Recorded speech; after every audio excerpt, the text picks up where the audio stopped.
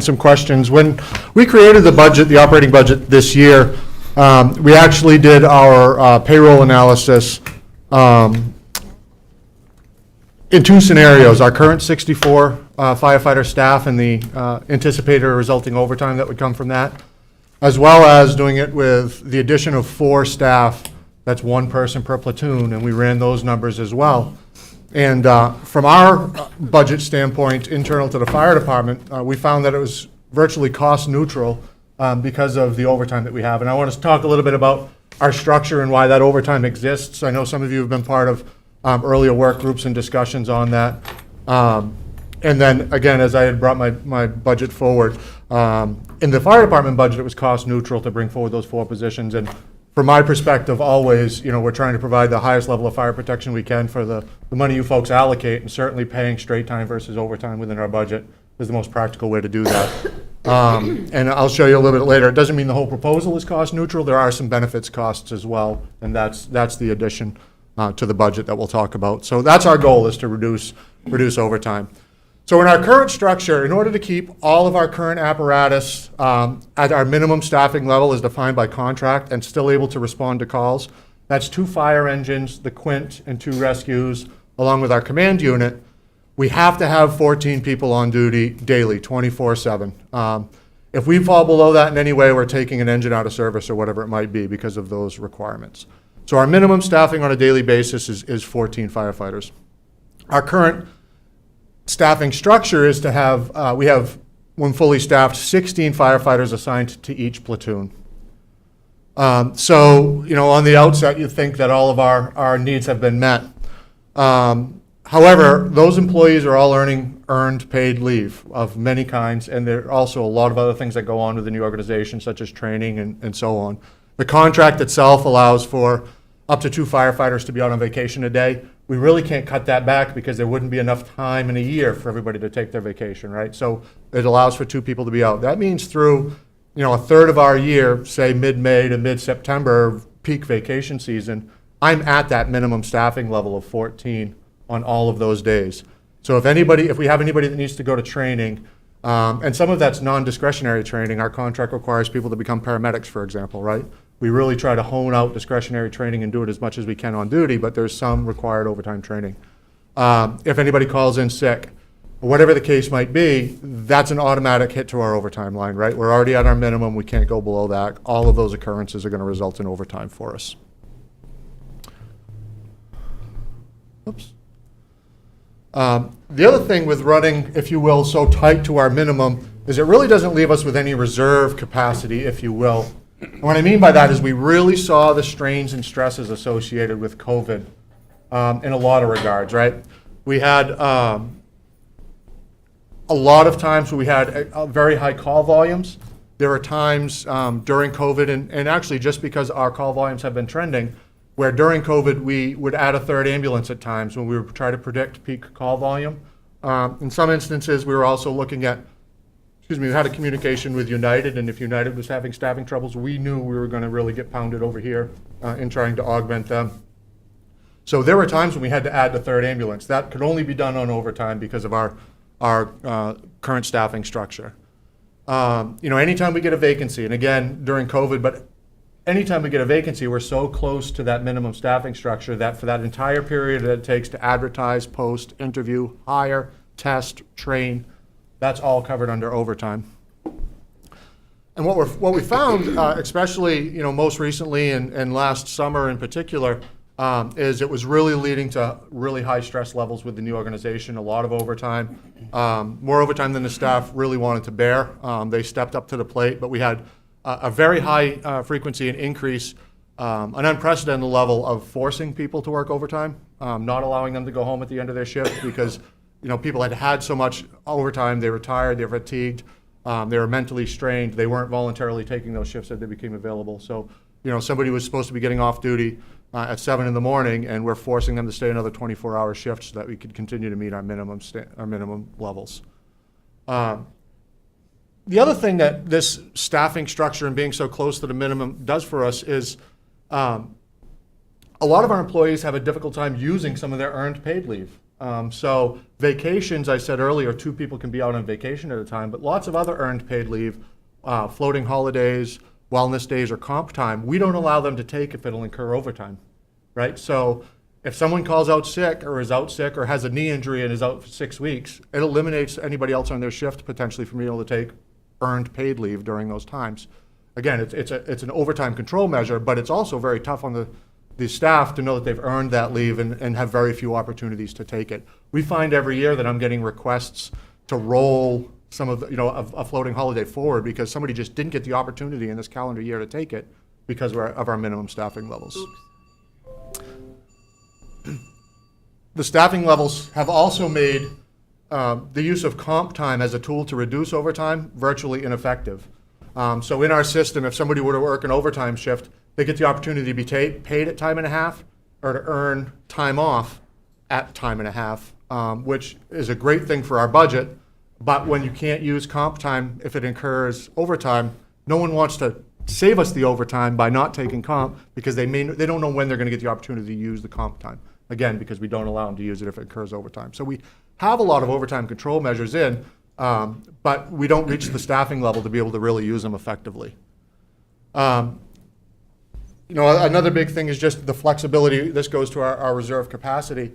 When we're running minimum staffing with our considerably increased call volumes, the opportunity to do on-duty training, keep people fully staffed on duty is very, very limited. One additional person and having, maybe just 15 on a shift, we could still have people on vacation and still have 15 on duty that day, allows us maybe when we're doing an EMS training to rotate somebody off the truck for an hour to get their training done, right, on duty, and then put them back on the truck and rotate somebody else in. But when we're staffed right at that 14, those trucks are busy all day. It's very, very hard to keep people at the training level that we expect, all on duty. So that's a tough thing. Again, paramedic training is required by our contract. We'll have moving forward. We've had pretty good turnover the last couple of years. I'm about to have 6 people in paramedic school. If their paramedic training falls on one of their duty days, they go to paramedic school.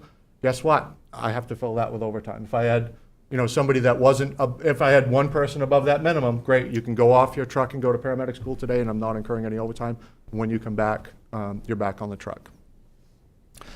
And then lastly, any city-sponsored events also, if we've got an additional staff member there, we may not be hiring overtime to fill for your New Year's Eve or any other city-sponsored event. So there is sufficient and significant offset of overtime by increasing the staffing. And again, when we created the budget, we looked at the 2 scenarios, and they were budget neutral within the fire department budget. And we'll speak to that a little bit later. I put this slide in here. You saw this during the department orientation slide, but it's just really important for me to continue to bring forward the increase in demands for service that we're seeing. We've seen a 23% increase in the calls for service in those 5 calendar years there.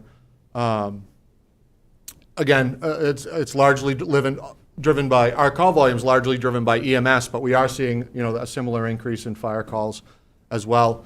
But that increase in EMS has really taxed the EMS organization. We could not keep this trajectory, I do not believe, for another 5 years and still meet our EMS demands with the current 2 ambulances that we have on. And so, again, there are times when we're trying to plan ahead and do this in a stepwise fashion, but as these call volumes increase, the next logical step for us is to try to use some algorithms and predict those high peak volume days. And if we have additional staff, try to staff that 3rd truck to take some of that stress off. Before we go to a full-blown 3rd ambulance, how do we meet the demands at the peak times within our current staffing structure? Just as a point of reference, I pulled the numbers through April for calendar year 22, the current year we're in, so a 1/3 of the year, and we were 300 calls ahead of where we were last year. So if we project that out, our call volume, if it stays the same trend, our call volume next year will be 900 calls more than what you see up here for 2021. 900 calls on top of 5,700 is, a 17% or so increase year over year. And Chief, sorry to interrupt, but on that note, before we forget, can you actually provide some data points? Our population really is now just starting to grow, but it doesn't seem it's corresponding with an increase in. Yep. Can you find out the reason? Obviously some of that's COVID, you explained it there. Yeah, would you But if entertain a little just send empirical piece from it? Yeah, just later, start, not now. Okay, yeah. We want to start analyzing the Yeah. whys. Call volume is really driven by economic activity and demographics for us too. Not just the people that live here, but as economic activity in the community increases, call volume increases too, even if they're not living here, right? So that's Daytime business, population, that's muting delta. and stuff like that. Yep. But I'll try to nail down. No huge Yep. rush. Yep. No, I think it's important. We look at it a lot. So, so the budget impacts of this proposal of the adding of the 4 positions. You can see the FY22 budget and what the projected overtime and actually what I did is these are just line items that I think are really impacted by this proposal, right? I didn't get into EMS supplies. These are just the line items impacted by this proposal. And you can see that our projected overtime versus what we anticipate the overtime would be if we hired the 4 positions, this becomes really budget neutral for us. However, this is just the fire department budget, and we don't account for our retirement and health insurance contributions in this budget. So the estimate is that this is where the $68,000 come from. It wouldn't hit my budget, but that there would be an additional cost to the city budget in those benefit lines of $68,000 for it. Now, I will say that through we added some positions in 18, and through FY19 and FY20, we did really well and hit our payroll budget within those 2 years. COVID has made it much, much harder, and we never anticipated the quarantines and the things that we've had, the forced absences, if you will, from sickness. So I had to use some of that data over the past 2 years to try to project what our overtime will be for the year moving forward. It's very possible that there'll be a greater overtime savings than what I can project, but I also had to be conservative, not knowing the impacts of COVID for the year to come. So again, when we looked at it with fresh eyes just at the beginning of the budget season, we plugged those 4 new positions in, and it was budget neutral for us. That's about it. I'd certainly entertain any questions. I heard a question from a few weeks ago. You kind of asked about what's our opportunity to hire, and I just wanted to clarify on that. We currently have 2 vacancies in an anticipated retirement or a known retirement coming this fall. So between now and the fall, we have 3 positions to fill. The addition of this would be 7 positions to fill. We just did a recruiting and a testing. I think you heard that a few weeks ago. And we have 5 viable candidates that we're doing background checks on at this point toward those 7 positions. So we anticipate, if there is approval of this, our opportunity is to start to do some more recruiting and do another recruitment session in the fall with a hiring and another candidate school in the fall to try to round out that full staffing. So, You have any questions for Chief? Do you think this is contributed to turnover, particularly the overtime? I don't think that the overtime has contributed to turnover. It was, if you will, it was synonymous with COVID hitting and the additional strains and stresses associated with that. What the cause and effect was, I think we could certainly say it was more that COVID was the cause that caused some people to leave EMS, which resulted in vacancies, which resulted in overtime. It's not bad. It's not bad. Yeah. Chief, I got a couple questions. Can you update us on the policy within the Auburn Fire Department on per diem backfilling, i.e. bringing someone in, another qualified firefighter from a different department on a given day to backfill? We do not have a policy or a per diem program. We do not have any per diem employees in the department. Is that pretty common, though, in the general area within a 30-mile radius of, let's say, Auburn? So for the major metropolitan areas, Portland, South Portland, Lawson, Auburn, and Augusta, that is very common. Yep. That they do or do not have? They do not have per diems. Scarborough does, in Gorham, Kennebunk Wells. Do any of our firefighters actually fill in some of those per diems during their days off? They do. If they get hurt on the job at a different fire department, do we subjugate their workers' comp for those fire injuries? Or do we They pick would be that up? covered under workers' comp from the employer where their injury occurred. Okay, so the hiring, okay, the per diem agency, okay. Yep. So if those other departments have per diem, why don't the larger municipalities have per diem options as well? Well, it's not that, I wouldn't say that they don't have per diem options. Typically what has happened is The transition as fire departments grow and scale typically goes from a fully volunteer situation to a situation where you can't meet your volunteer needs, and you have to hire some part-time firefighters, if you will, to fill in where you either don't get help or your peak hours, right? And so there's a lot of opportunity for fire departments to work in multiple agencies. Perhaps they don't live in Auburn, but they live in another community, to work part-time and help their local community as they phased in. That sometimes will lead to per diems in the first full-time staff, and you end up with what's called in the industry a combination department. There are some full-time staff in order to meet the demands, right? Sometimes per diem doesn't meet all your demands. You end up with full-time staff, a mix of per diems, and then some on-calls. Traditionally, and in most cases, as departments continue to mature, they continue to struggle with having a per diem staff that can now meet the demands of 40-hour-a-week positions, or having enough per diem staff, right? What we're finding in the fire industry globally is there are lots of people doing 2 or 3 jobs, so they work full-time, work part-time, work volunteer everywhere, and that we're diluting each other's workforce stock, if you will. So there's just not enough people to meet all of the demand hours of growing organizations. So the general transition is, if they still have per diems, they're somewhere in their growth pattern getting to the point where they have a difficulty maintaining a per diem roster, if you will, that later becomes a full-time roster through time. Any other questions? Councilor Hawes, and I'll go to Councilor Staples. That number that you were showing us earlier, the 5,000 calls that you had in 21, were those strictly Auburn impacting, or was that a combination of Auburn and Lewiston, or surrounding towns, or what have you? That's a number for calls for service for us, and sometimes those are mutual aid to any one of the surrounding communities where we might go help them with a fire.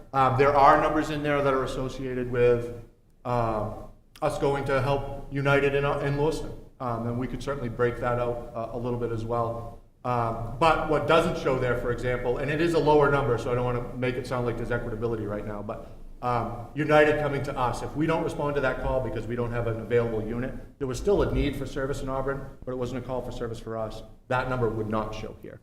So I can give you a little bit of detail. Matt, do you know off the top of your head for 2021 with regard to total calls to Lawson versus their calls to us? I don't have the total calls, but it'd be in the range of around 300 or 400 calls a year would be the top amount that we go there. But like Yeah. I said, it doesn't account for the receiving. And just like this last month, we actually received more systems from United than we actually gave to them. Yeah. So it kind of flip-flopped this last month. We Okay. did it 7 times this last month. I think So it kind of balances itself out a little bit that's there? what we hope for. We hope for parity. I'll give you an example.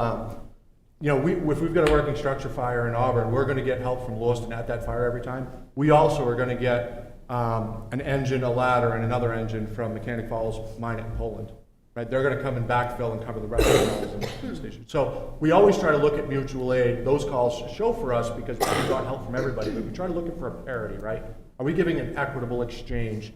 Because the reality is, if every department had to scale enough to handle all of their own emergencies by themselves, it'd be totally cost prohibitive, right? So you're looking to create these partnerships, and what you want to avoid is that there's a big disparity in them, that your taxpayers are funding fire protection somewhere else. And we don't see that on the fire side very much because large-scale fires are relatively infrequent, right?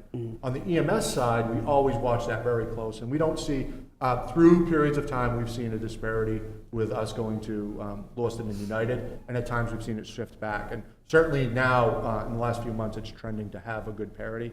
There have been times, and we've had frequent conversations with the city manager where we were skewed a little bit. They had a lot of staffing challenges for a period of time. The other side of that is, though, is there's always the opportunity that, for whatever reason, we might have staffing challenges. It's nice to know there's at least a secondary layer for a period of time to try to get you through those. Yeah, I think the reason for my question was, I think that Auburn taxpayers would like to know that there is some give and take to this. Yeah. And we're not just, sending people over to Lewiston for fun. Right. That, we're helping them, they're helping us, and we're not being taken advantage of, so there's no disparity across the Yeah, board. and we watch that really close. On a monthly basis, the deputy chief aggregates the data of how many times we go to our mutual aid communities for us, and we're trying to watch for parity. And when we see bubbles, we open a dialogue with those organizations and say, hey, there's something going on. Is it systematic, or is this a fluke? What can we expect to see in a few weeks? And we monitor those trends very closely. Okay, perfect, thank you. Mr. Staples. Yeah, I like the mayor's question about a per diem. I come from the software industry where when we have a spike in work, we hire a contractor, and the contractor is there for the duration of that work, and then when the work is done, the contract's up. The way I look at the calls for service graph here is, the last 2 years are largely impacted by COVID. It's really tough to predict what 2020, the next fiscal year, the 2023 is going to look like, or 2024. I wonder, as we see the pandemic ending and people, the treatment for COVID is better, and we're going to see less calls for service from that eventually, I would think. But it's tough to predict. Are you going to see a decrease? Are you going to see an increase? It's hard to know.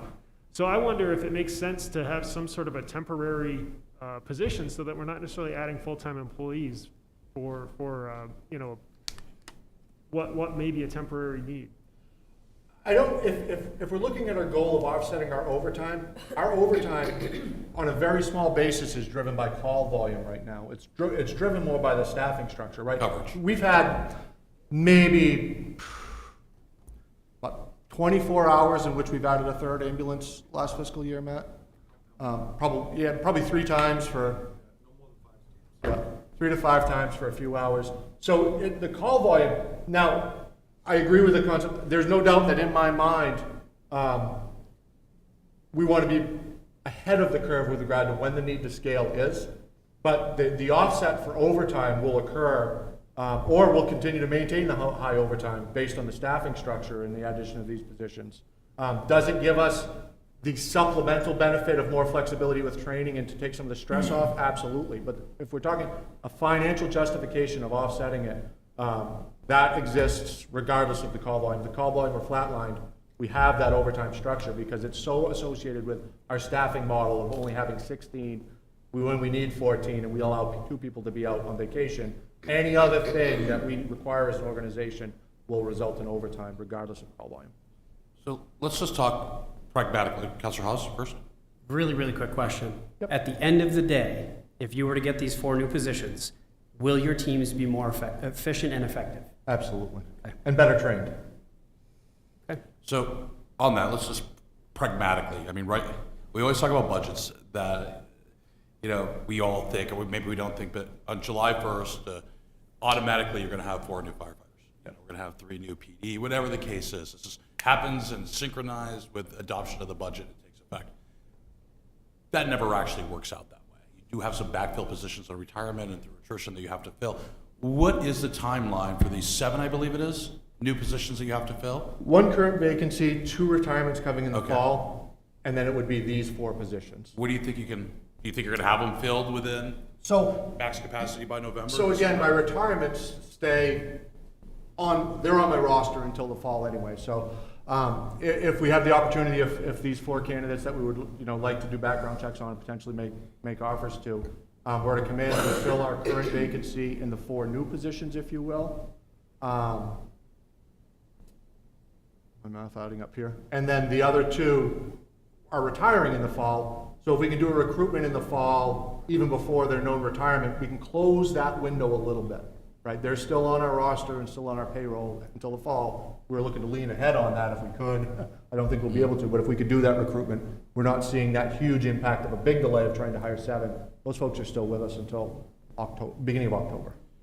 So you're looking at, Phil? Yeah, I would just say, Mayor, I think I see where you're going with potentially this coming in later in the year, so you don't necessarily need to have the full 68,000. Well, I think budget 68, but knowing that probably a portion of that, whether it be a third or a quarter, is actually probably not going to be expended and flow back into the fund balance anyways.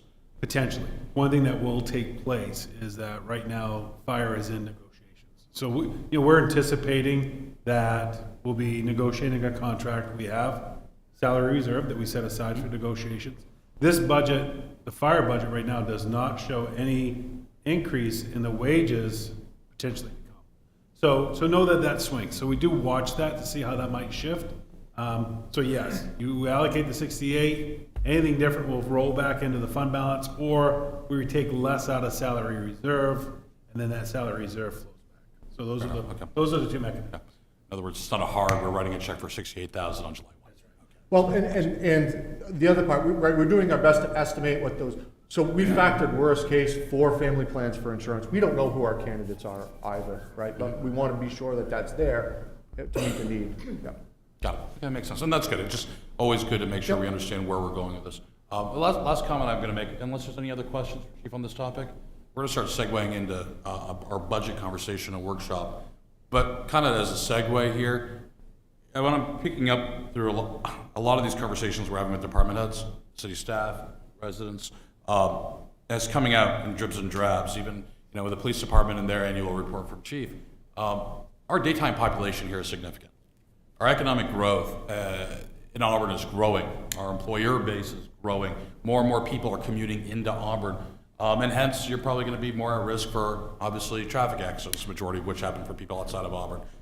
An ever-growing percentage of your calls, from what you were saying earlier. Should love to see those numbers. Traffic infractions, wear and tear on roads, especially arterial roads coming into the city. We're covering that. The taxpayers, those who are left in Auburn, okay, are actually covering that increased cost due to that heightened economic activity within our city. Our businesses are picking up the tab too. I think that segues into our next conversation and something to keep in the back of our mind. What Auburn is. We are an opportunity center, for the entire region, and it's an ever-growing one at that. So, thank you for that. Appreciate it, Chief. Turn that over to Phil now, for him to kind of go into the weeds. I'll keep it high. So, Mayor, Council, We'll thanks. go low. You go high. Yeah. So I have provided you, for your budget books, I provided you updates to what you amended at the last meeting. So these just reflect the amendments from the last meeting. Those changes have been added to that sheet. What's not included in there, as it was not amended, is I do not have any changes to the 68,000 that the fire department just presented. If that changes, we'll make those adjustments, so you'll have, if someone on the council was to move that 68,000 forward, what we will do is we'll have those budget sheets ready for you when it comes time to adopt the second reading of the budget, so you'll know exactly what those numbers look like. The other change that you see in here is an estimated valuation. So I did put an estimated valuation in. That's not something we typically do. We have had conversations with the city assessor. We're being as conservative as we can on that estimation, but I need to stress that it is an estimate. So when you take a look at what you'll be moving forward with, remember, when you pass this budget, you're not passing the mill rate. You're just passing the tax levy. That's really the number that you're passing tonight. So that mill rate will adjust. So in a conservative approach, we're saying we believe that the valuation will increase about 16 million. Based on that increase, that means it does, that estimated amount will put the mill rate at $24.99. Again, that's without the fire adjustment. If you put the fire $68,000 into the budget, that means you'll be at $25.02 on the mill rate. And so that's where that adjustment will land for you. The other thing that I wanted to provide you, sorry, I should have handed that out as well. One thing that's not included in this budget, but I think it's important for the council as you look at the full budget and all programs, just one page, sorry. This is the Norway Savings Bank Arena budget. This does not hit in the budget, as it's not something that's taxed, so it doesn't come through that way. You'll see Norway Savings Bank Arena. We have not talked about this yet. So total revenues projected for this year is $1,088,500. Total expenses is $821,557 with a profit of $266,943. That profit will go towards the previous debt that we are still paying down from when we had the initial setup of Norway was the debt service wasn't getting paid out of that profit. That debt service is now shifted to under the city budget, so you now approve that within that debt service that's already been done, so that's part of that debt service. But I want to make sure you're aware of this as well. Phil, do you have the approximate debt remaining on that building? Jill, do you have the approximate debt left on that? I'm sorry, are you saying on what we had accrued for debt prior to shifting this to a bond? Whatever's left. Yeah, I mean, whatever we have not paid at this point. We can get you what we have left on the bond, and we can provide you what we have left for debt that this 266 gets applied to each year. So we could provide you that. So you'll know where that's landing. So that's about 5 years of this running, probably close to $500,000 in debt, Jill? It was off each year? 350. Yeah, currently, I meant the first 5 years that we had the Norway Savings Bank. So, Done like a mortgage, so the first 5 years, it was mostly interest rate, until we bonded it ourselves. and then that shifted. And that's why we shifted it, and now we're That was- paying principal payment, the same amount every year. That's $350 a year. Yeah, approximately $350 a year. And that's already in your debt service. That's something that's been there for a couple of years now. Couple things with the revenue side, obviously through COVID, that was a hit with Norway Savings Bank Arena. That's why you're seeing the revenue down slightly, and that's mostly coming out of the sponsorships. I think it'll take a little bit of time to get all of our sponsors back. Some of them are still recovering, so we're projecting sponsorships to be about 186,000, where last year we had projected to be about 230. So Mark is still bringing on new sponsors. We just brought on a new car dealership sponsor with Roe Ford as the exclusive dealership for the arena, and so he'll continue working those sponsorships to bring that up. But I wanted to make sure you saw that, as it's not necessarily part of what you're approving within the budget. Other questions? All the adjustments that you made, I think I said this already at the last meeting, are included in here. But this is a good opportunity if you've got other questions before we go in to the council meeting, that we might be able to make some clarifying questions for you. Happy to do that. Phil, about how much time do you have? We have 2 executive sessions after this. I mean, what are you thinking for the executive? I think we're going to need, probably going to need 40 minutes anyway. 40 minutes? Okay, so we can start off the conversation. We'll let the conversation on the budget run for as long as it wants, okay? Or it needs to. We can always push an executive session to the very first agenda item at 7 too, if need be. This deserves the time. So. Okay. Kind of a general question, Phil. Yeah.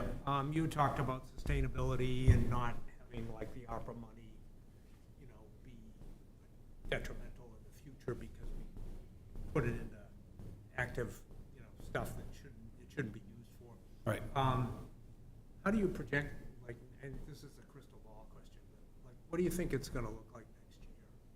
Because we've had COVID, there's been all this money sloshing around. And next year, if it's back to normal, the big question, I guess, is inflation, which nobody knows. I think that's it. Yeah, I think that's what we'll continue tracking. We're trying to be very conservative with the state revenue share. Yep. I think that's important for us not to over-anticipate what we might see from them. So Jill and I, we have those conversations. We've been looking, projecting. They made probably 3 adjustments leading up to where they are right now with a recommendation. We're still below that because I think that just is going to put us in a much better place moving forward. So yeah, I see drivers for next year. Clearly, it's going to be our utilities. I think we're going to see that drive. The next piece is really our workforce. I think we have yet to really experience the challenge that we'll have on retaining our workforce. Right now, we're seeing what we're experiencing on recruitment, and we've been able to make some adjustments here and there when we have vacancies So I think recruitment, we're making it work without major hits within this budget.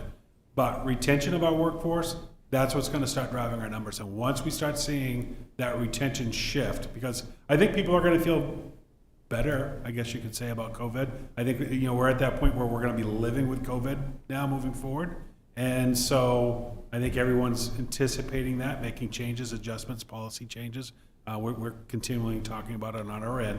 But I think people feel more comfortable now going ahead and maybe moving to different jobs. And so when that happens, that's going to be a retention challenge for us. To follow up with what Councilor Whiting just said too, within ARPA, the expenditures that we've already approved, we only approved, I think it was 2 or 3 positions, and we fully funded them for at least minimum of 2 years in each position. So that gets us by the next budget as well before a potential cliff. That scenario manifests itself, right? Before those hard decisions. Now, if we only funded for 1 year, then we'll definitely look at a very quick cliff. But I think the concept was when we were doing it for 2 years, it allowed the city to diversify and expand its valuation base so that we could absorb those. Some positions aren't going to be needed long-term anyway, so they're temporary. But I think we're being very careful not to use ARPA money to create a future budget shortfall. Cliffs you'll see, because you have to make sure you're at least getting what we have in here for revenue next year to be able to make this work, right? So you're seeing state revenue shares increasing $1.3 million. We won't see that kind of an increase next year. We won't even see half of that, because part of that was with the change within legislation to get us to the 5% revenue share from the state. So we won't see that amount. And then the other piece is the fund balance. We had a really healthy fund balance this year, which is, we're not projecting that for next year to be as healthy. We're still going to see decent fund balance come in at the end of this year, but it won't be anywhere near where we were last year. And so that's that other piece. So if you look at fund balance contribution, right now with the adjustments from the council, we're up to $525,000 increase over the last year. And so that's that other cliff that I'm anticipating, that if we don't see that, that means now we're making up those operating increases. Where are they going to come from? Because when you look at our budget, we are showing that in total city expenses, this is with the debt service of 5.81, operating expenses of 9.57, so an 8.62% increase in expenses. But remember, and we talked about this kind of in our earlier workshop, but it's good repeating, some of this are expenses that are coming out of ARPA that are being offset in revenue. So that's in here, as well as some increases within, we received a lead grant within You gotta CDBG. show it. So we're showing it as expenses. So I know some people have been talking about this big increase in expenses, but remember, some of that's being offset in revenue. So you really can't look at that number to say, boy, where's all this expense going through? Well, a lot of that, The pass-through. it's a pass-through. We're showing it as expense, but it's offset in the revenue. So the number to really look at is down, when you go down further and you take a look at our, the tax levy component. And that's when you're gonna see us at that city side, 5.27%. That's really the number to look at, so.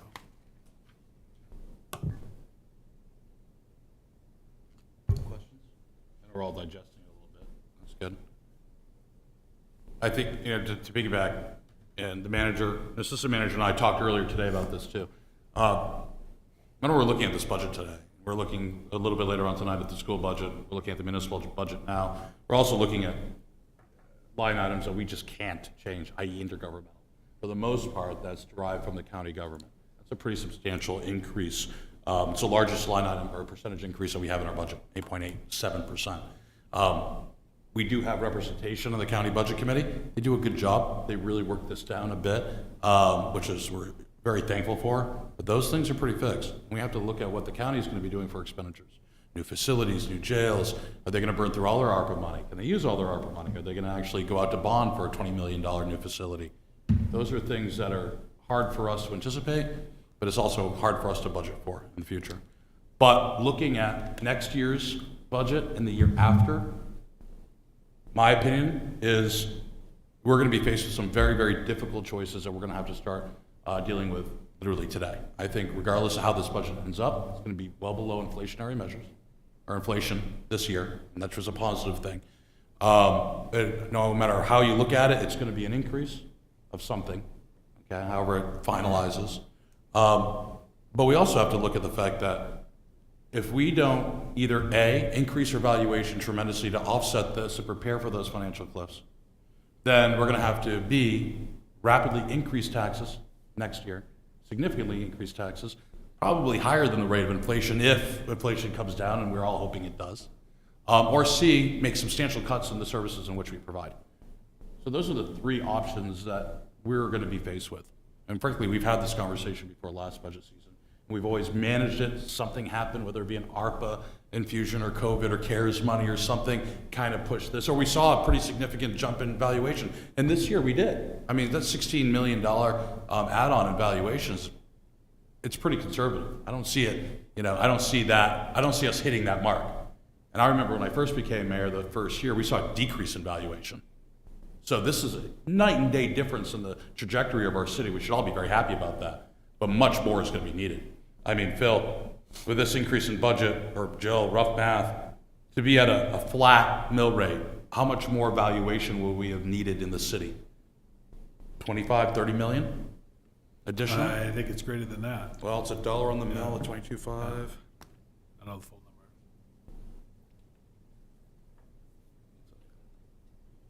Our finance director does not throw guesstimates out.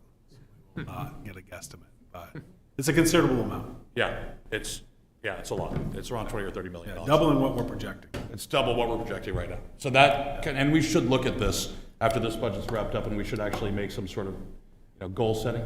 Eric did earlier on new permitting of $73 million. We'll see if he hits that by July 1. But everything we do is going to be now is going to make that determination of what decisions we're going to make this time next year. So that's something to think about. Any other questions on the budget? Any other conversations, thoughts before we go into session? You all have thoughts now about cutting, adding, decreasing, twisting around, selling city? I don't know, selling zones, Ward 3 maybe? What are your ideas? It's a good forum just to talk it out. Another issue, and this, it makes me realize how hard it is to do your job, Phil, just, the federal funding. Looking at the school budget, and I mean, I had a kid in special ed, so, I mean, I understand it's expensive. I had no idea it was 60% of the cost of regular education. 12 million versus 20 million in the school budget. That's astonishing. And then the next thing that hit me was, are we being hit with an unfunded mandate from the feds? Because that has been an issue in the past. They created special ed, which was a good thing, but then they didn't fund it. Sort of like the state aid to education, but I don't know the answer to that. That's more of a, school department thing, I realize. Yeah, I mean, I think that's where, the mayor can attest to this. He was on the school committee this round, but I mean, that's that hard work that they do. Those are those, when you really start digging in and saying, all right, what numbers do we actually have to work with? Yeah. It's limited. Yeah. So when you start talking about reductions in a budget like the school's budget, their window of being able to make any adjustments is small. Yeah. Because they do have those requirements that they need to meet. Mm-hmm. And so that's the work that they do. They work through that, but once you peel all that off and you take a look, there's not much room for them to be able to negotiate within that budget. Yeah. That's right. So that's why I think they did a great job within their budget, especially faced with the increase for EL debt service. That was a big piece within that budget. For us to be projecting where we are, I think they've done a great job. Yeah, and I mean, we shall not give up all hope. There's a lot of hope, and there's a lot of really close case studies for us too. We were talking earlier about the town of Scarborough. Population is getting really close to Auburn's population, but their valuation is $4.9 billion versus our $1.9 billion. Different municipality, different area. Their mill rates in the 15s. It's in the teens. 14. I-14? They just went through a citywide reevaluation, though, a couple years ago, if memory serves me correctly. But they have, it's very similar in nature to Auburn. Growing demographic, obviously they're growing much faster than we are, but our time is coming next. And to be better prepared for that. And if you think about their internal conversations in Scarborough 5, 6, 8 years ago, when they were starting to see that growth, they made the right moves in order to absorb the growth smartly. So we do have case studies out there to look at. So all hope is should not be lost. It's coming. It's just how do we manage it in an expedited format. So we have school, we have city tonight, we have the CIP. Let's just run it down. We have some time. Is there any issues with the CIP as Phil and staff has presented it? We've made some modifications in the last reading. Do we have any issues with the CIP? Is there anything anybody else would like to see done, either the CIP or the CIP reallocation of unspent funds? Mayor, if I can, just a couple things. One, so we did make that change within CIP, adding that 200,000 under the bond. Again, we're focusing on the bond is what we'll be really making sure we address. So that's now $7.3 million for the bond. That will certainly help us next year when we look for the debt service, because it is less than what we approved last year for a bond. So that's good news. That's what we want to see, be able to keep that low, so that we don't have another one of those, as was mentioned earlier, regarding an additional cliff. The other piece that was adjusted was as it pertained to the Boys and Girls Club. We did hear they had someone go in and provide them an estimate. I think it was on Thursday they went in, and so we got that estimate in. So the $50,000 will cover what's needed for the floor. So that'll be a good number for them. Phil, we didn't make a motion to amend patrol rifle replacement at 50% of what the unallocated bond proceeds were. I'm still seeing the original amount of 35,000. So it should be 15. Should be 17.5, yeah. Am I not seeing? Do I have an old copy? Someone else can verify I with think this? I might have printed the wrong You see one. patrol rifle 35? I made the adjustment for 7.3. It's online. The correct one is online. So if you look at it. Okay. Online, it's on there. It's just not on that sheet. So that second page is not the correct one. Got it. Okay, so 17.5 versus 35. Thank you. And then the adjustment for the 50. That's also. Okay. But if Any you other look questions on online, the CIP as presented, revised? I guess I have a question. Looking at us, if we go out and get the votes to go out for an RFP on the bridge, where will we try to hold some money to be able to move that forward in some way? Can we use Arbor money? Can we get guaranteed we can go out and find some grants? So you'd be able to not turn around any grant because we'd really want to take a look at what there is for walkability grants within DOT, anything that feds might be coming on that, and you'd really need to have a planning grant first, and then you would then move into trying to get an acquisition grant. So I think that there's no funding in here for that. You could take a look at ARPA dollars, that's there. So it might be that that you might need to allocate from ARPA, if the council was to vote on that, to do a planning grant. That's going to be a critical component, is getting the planning piece in, because we've started doing some preliminary looking into that since you've brought it up, council, for the agenda packet. One of the things that we'll need to take a look at is as it pertains to flood zone. So because a lot of that area is within the flood zone, you wouldn't be able to put a walking bridge within that flood zone. So we'd really need to take a look at where could it be located. And so, but it would require us to pay out for somebody to do that work for us. I recommend if we pass the order tonight, I would think, in order to start looking at the scope of work, and then also sources of planning grants, and then go from there. How much it would cost. If we didn't have a grant, if the grant covered part of it, then we could look at ARPA allocation, because it is an approved ARPA allocation. The order tonight is to submit for to do an RFP for for a design and build. Yep. So that's the way that it's worded. So the RFP would be, the motion, the order would be for us to be able to develop that RFP. And some of that we could just submit that out, but I'm not certain we would get much of a response without having the planning phase done first. Because there's not many contractors that would bid on that without wanting that backup documentation that we would have as a city. Engineering component. Not for the bridge itself, but location. So CIP, going into the budget, city side, any thoughts, comments? We're pretty thorough on everything that we covered in the first read. And then again tonight. Is there anything else that someone wants to bring up for us to think about over the next hours? I Well, let's start with I got Councilor another Staples. question for you, if you don't mind. The Newberry Street Park. If we wanted to do something down there, number one, we have gardens down there. The gardens are attacked by groundhogs and everything else because the fences weren't done right. And number two, we got people that go over that low fencing that's down there. I guess we need to have a better plan for that park, especially if we're gonna bring people into the park, if it's possible that we put a walk bridge across that. The other thing, we wanna make it so if you're gonna plant down there, you're not wasting all your time. Because last year, half of the product that was planted was eaten up by the woodchucks and stuff. So CDBG is gonna come back and present to you, I think, at our next meeting, to talk about the plan with not just that community garden, but the other community gardens as well. I believe there's a new plan in place. They're gonna come to bring you up to speed on what's going on with that. We wanna make sure we get that information out so the public knows when they are looking for lots within the gardens. There'll be a new process this year.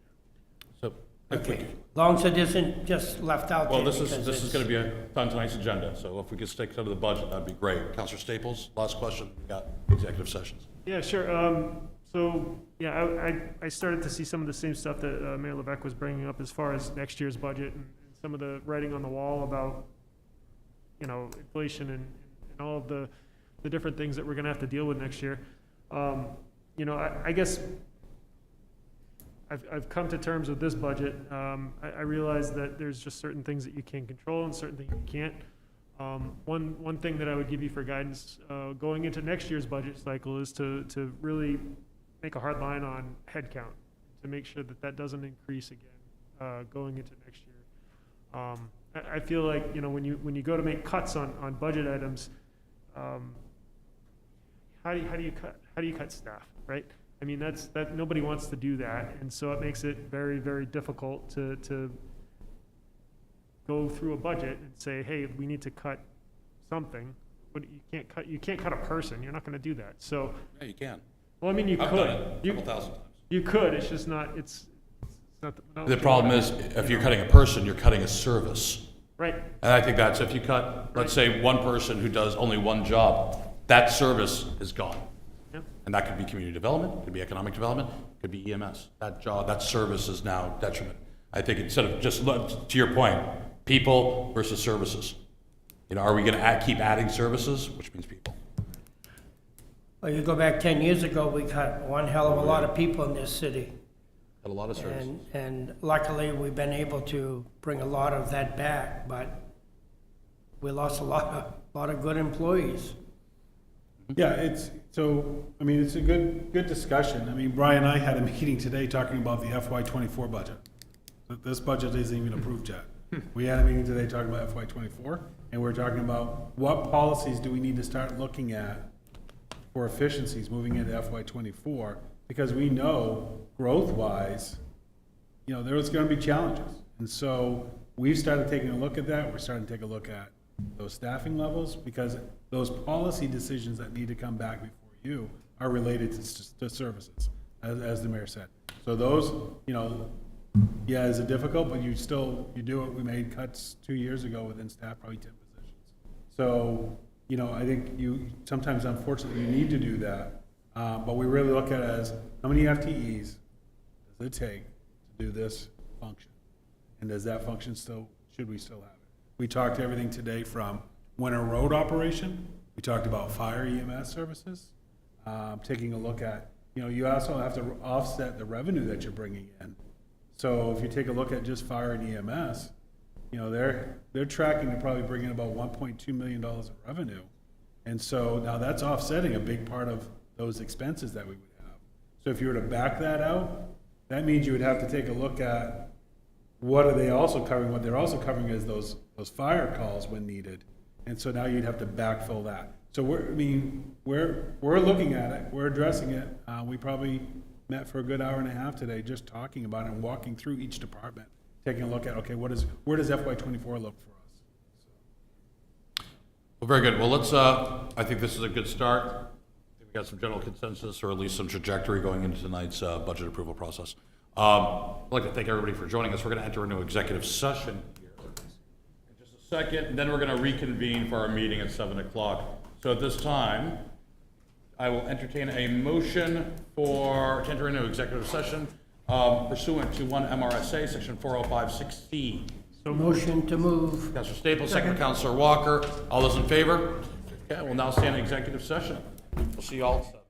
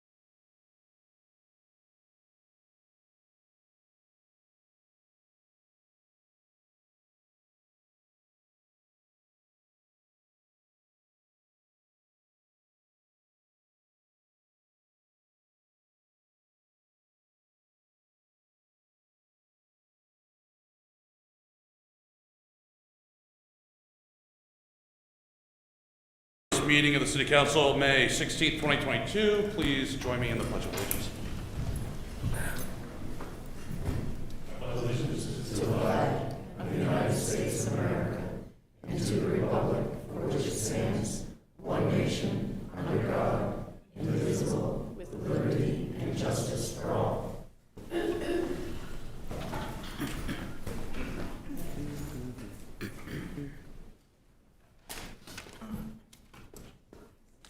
Okay, we have 3 consent items on the agenda tonight. I'll entertain a motion at this time. So moved.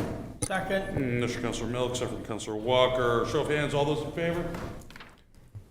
Passes unanimously. Next are the minutes of the May 2nd, 2022 regular City Council meeting. Are there any corrections? If not, I'll entertain a motion to approve the minutes at this motion to time. approve. Councilor Walker on the, Councilor Milks on the second. All those in favor, raise your hand.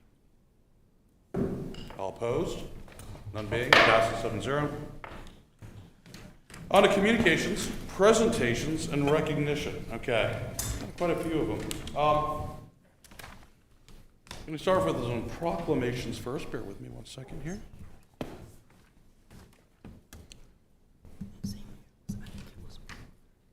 And this one I'm dedicating to Councilor Staples. It's Maine Arbor Week. Whereas in 1872, J. Sterling Morton proposed to the Nebraska Board of Agriculture that a special day be set aside for the planting of trees, and this holiday be called Arbor Day. And it was first observed with the planting of 1 million trees in Nebraska. And whereas May 16th to May 20th, 2022 is Maine Arbor Week. And whereas trees can reduce the erosion of our precious topsoil, cut heating and cooling costs, moderate the temperature, clean the air, provide life-giving oxygen, and provide habitat for wildlife. And whereas trees are a renewable resource, giving us paper, wood for our homes, fuel for our fires, and beautify our community. And whereas trees, wherever they are planted, are a source of joy and spiritual renewal. Now therefore I, Jason Levesque, Mayor of the City of Auburn, by virtue of the authority vested in me, do hereby proclaim May 16th to May 20th, 2022 as a celebration of Maine Arbor Week in the City of Auburn. And I urge all citizens to celebrate Maine Arbor Week and support efforts to protect our trees and woodlands. Furthermore, I urge all citizens to plant trees to gladden the heart and promote the well-being of this and future generations. Today, by my hand, on the 16th of May, 2022. As a follow-up, plant a tree, go get one, put it in your neighborhood, call the city arborist, see if you can help out with tree planting in our city streets with city trees, or get involved with our Sustainability and Natural Resources Board, especially our agriculture, our complete streets. There's a lot of ways to get involved. Let's get trees planted. I want to just make a mention that Councilor Staples did successfully augment the city council budget for $25,000 for the planting of more flowering city street trees, right? That was our compromise. I like the flowers. So there we go, Maine Arbor Week. Next, we have a proclamation. And this one is a great one too, and it ties right in. We do have a presentation for that. Oh, I didn't even see you, Daniel. Come on up. I'm sorry. The state had its Maine Arbor Week event up at the Arboretum today in Augusta, and I went up and I received this certificate, which says Tree City USA certificate. This is award presented to the City of Auburn for achieving Tree City USA status for the 19th year in 2021. Thank you for your commitment to community forestry in Maine, given the 16th day of May, by Patty Cormier, Director of the Maine Forest Service. David, thank you. And a big thank you. If you don't know David, thank you. Appreciate that. David has spent countless hours inventorying, counting, pruning, planting, you name it, trees throughout our city. And if you ever are curious about how many street trees we have or city trees, just go on our GIS, our website. There's a map of every single one of them. So We're having an event ourselves tomorrow morning at 9 o'clock. The city crew and volunteers and members of the forest, community forest working group will be planting trees at the nursery. And we also picked up today some spruce and red spruce and white spruce seedlings that we'll have available to hand out if any of you would like to come up and see what the nursery looks like behind the Lake Auburn Community Center. Be pleased to have you visit. what time again was that, David? 9 o'clock. 9 o'clock, Community Center? Okay.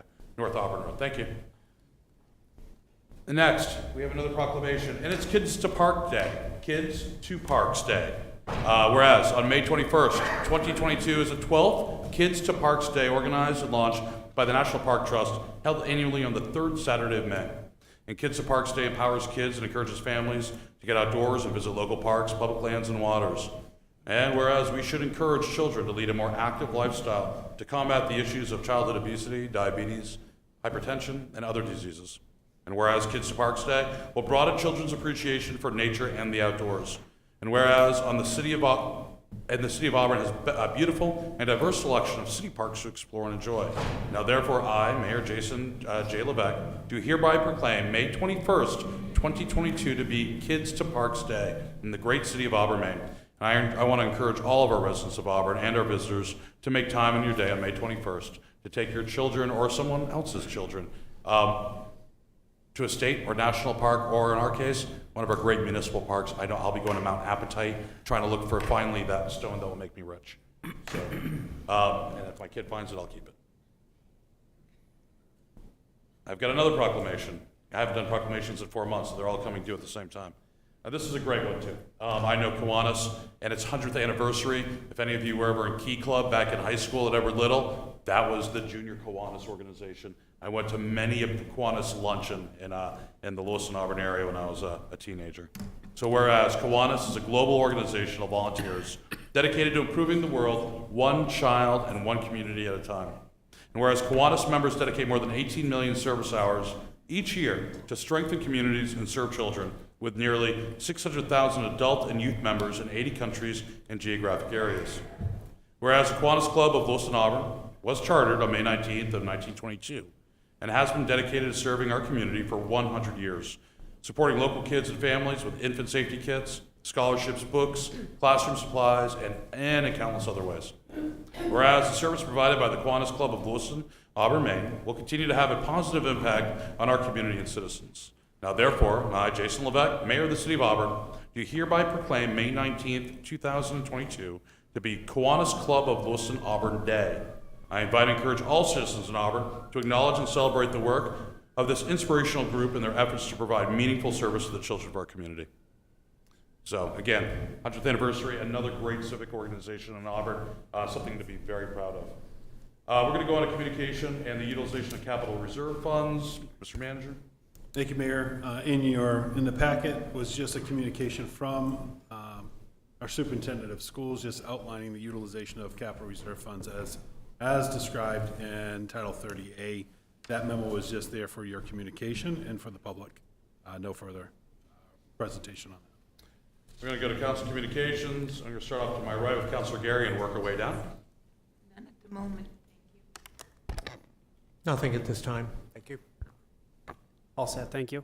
Yep, none this time. Nothing to share at this moment. Nothing to share. Nothing tonight. Okay, I have something. I have actually quite a few things. So that's why I had to take some water. It's obviously it's a very busy week. Outside of the proclamations I just read, there's a couple other things that I really want everybody to be aware of. First, happens to be National Public Works Week. And it's a perfect chance to really celebrate and recognize the hardworking folks over at Auburn Public Works and for all they do to keep our city safe and beautiful. From plowing to mowing, street sweeping, filling potholes after potholes, mowing our cemeteries, etc. They are the only nationally accredited public works department in the entire state of Maine, and they're truly, because of that, one of the best public works departments that we could ask for in all of New England. So I just want you to all join me in thanking all the men and women of Auburn Public Works for all they do to take care of our community.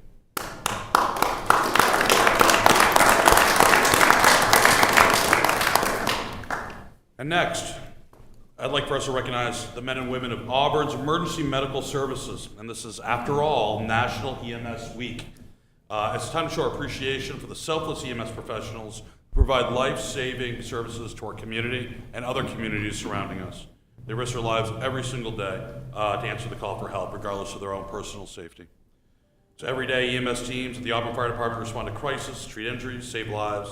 And again, I invite you all to help me pay tribute to these brave frontline professionals who work tirelessly to offer immediate medical assistance and attention when we need it the most.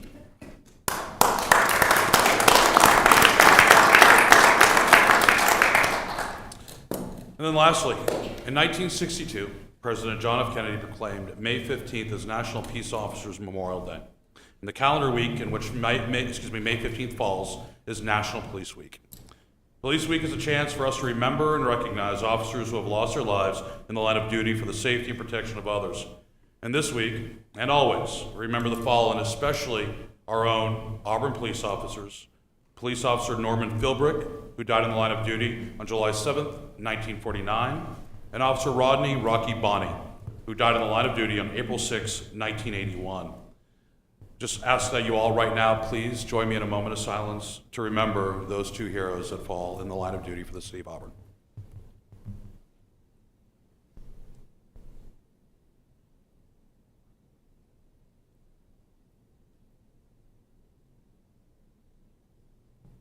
Thank you. And again, if you haven't taken the time or been there before, please go to the monument, which is right across the street. It's on the corner of Court and Turner, and it's a monument to both Officer Bonney and Officer Philbrick.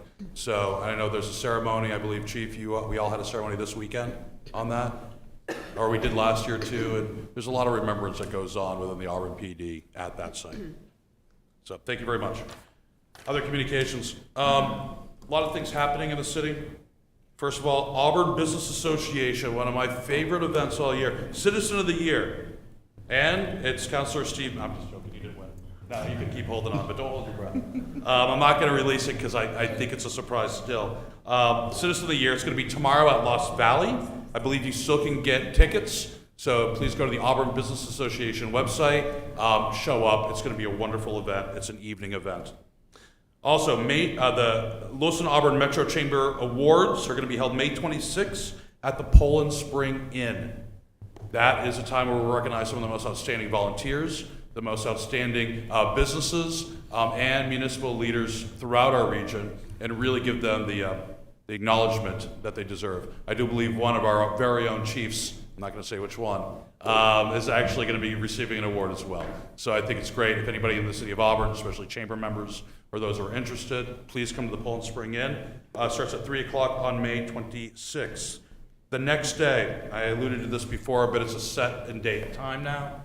May 27th, we'll be unveiling our 2 new Remembrance Stones, memorials for our veterans over at Mount Auburn Cemetery on the Summer Street side next to Small's Greenhouse. Again, 10 a.m., May 27th. More information will be rolled out as well as invites. And it's a Friday, so we encourage everybody in the city to come and really start your Memorial Day weekend off with some remembrance on that. And then looking for a little bit forward, June 9th, Chamber Breakfast. I'll be presenting. The topic will be education and workforce development. We're going to be talking a lot about what Auburn has already done to further that, as well as what we are going to be doing in the near and long term to make sure our workforce development needs and education is the best it possibly can be. So hopefully that will be a good speech. I've got a lot of people helping me. And then later on, and more info to come, we'll be doing the official dedication of the John Jenkins Pedestrian Bridge, connecting Auburn with the other city across the river. So that is it for my communications. Mr. Manager? Thank you, Mayor. I have 2 items for the public. One is regarding the sustainable energy rebates. Just so council also has an idea that's part of the ARPA funds that were allocated. Currently, we have dispersed $89,675 with $99,969 coming from the state to Auburn residents. So that program is going very well and being received well by the community. You also allocated $50,000 for nonprofit organizations related to outdoor recreational activities. That is now available for review on the website. So encourage any nonprofits that are looking to do outreach in the City of Auburn to go ahead and access that. There's an application process that's made available. The last thing I want to bring your attention to is we did receive a notification from FEMA as it pertains to the National Flood Insurance Program. We undergo a community rating system for a process that's based on a 5-year cycle for verification.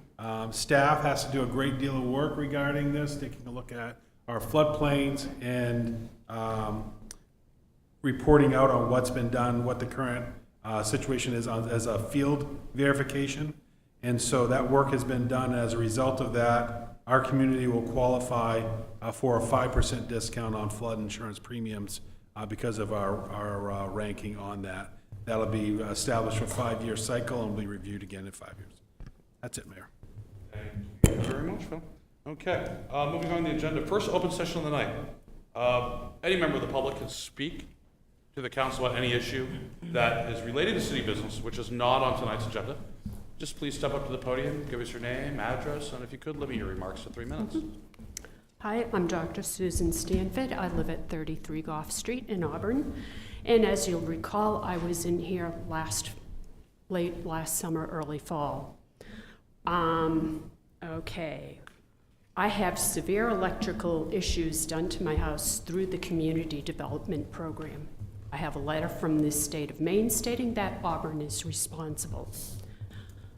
We've had 2 electricians in, and the long run, talking with Community Concepts, I've obtained a $30,000 grant to have my house fixed. That is supposed to be your responsibility, not mine. But I got that. Now I'm up against Community Concepts in Randy. I've had 2 very good electricians give quotes of $20,000 to $25,000, $25,000 to $30,000 to fix the damage to my house. And now Randy wants to go through and do the old boys network and try to do a Band-Aid and try to fix it. I have my whole house, 10-room house, on 4 breakers now. It should be each room on 1 breaker. I've got a letter for you, all of you guys. DeAngelis has been back in again. He knows the house has to be fully rewired.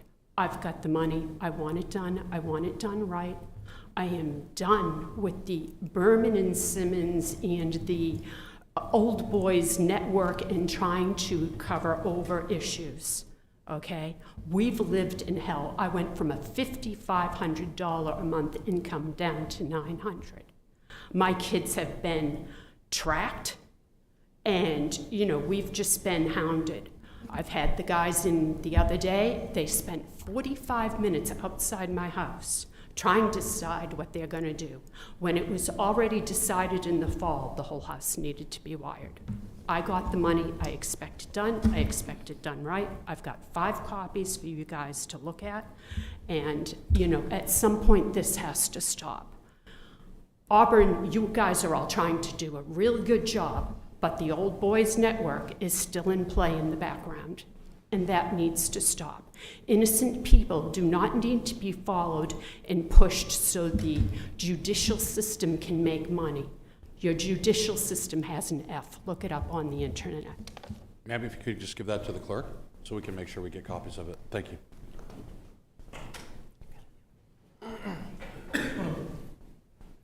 Is there anybody else from the public who would like to speak during our first open session?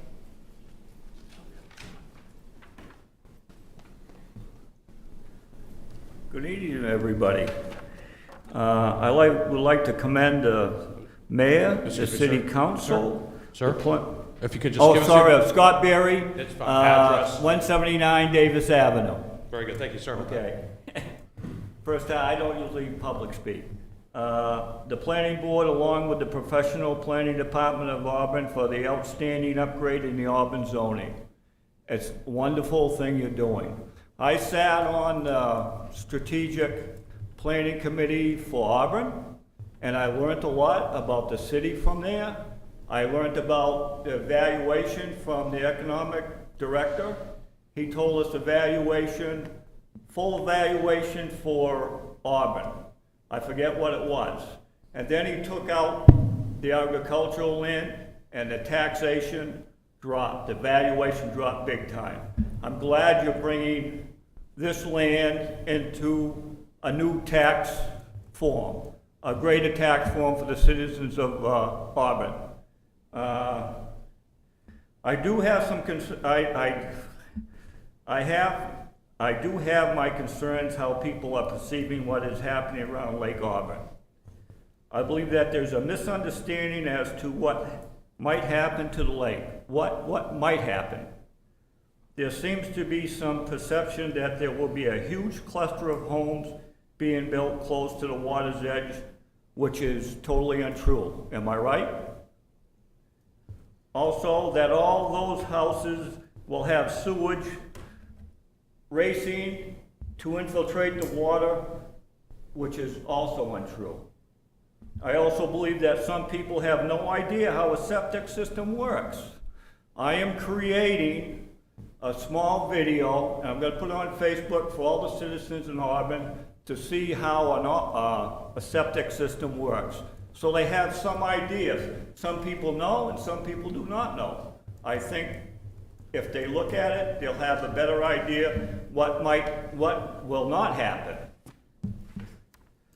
Septic system, just for everybody's knowledge, that your waste goes down into a box, the heavy stuff settles, the rest of the stuff goes out through, I should know what it is.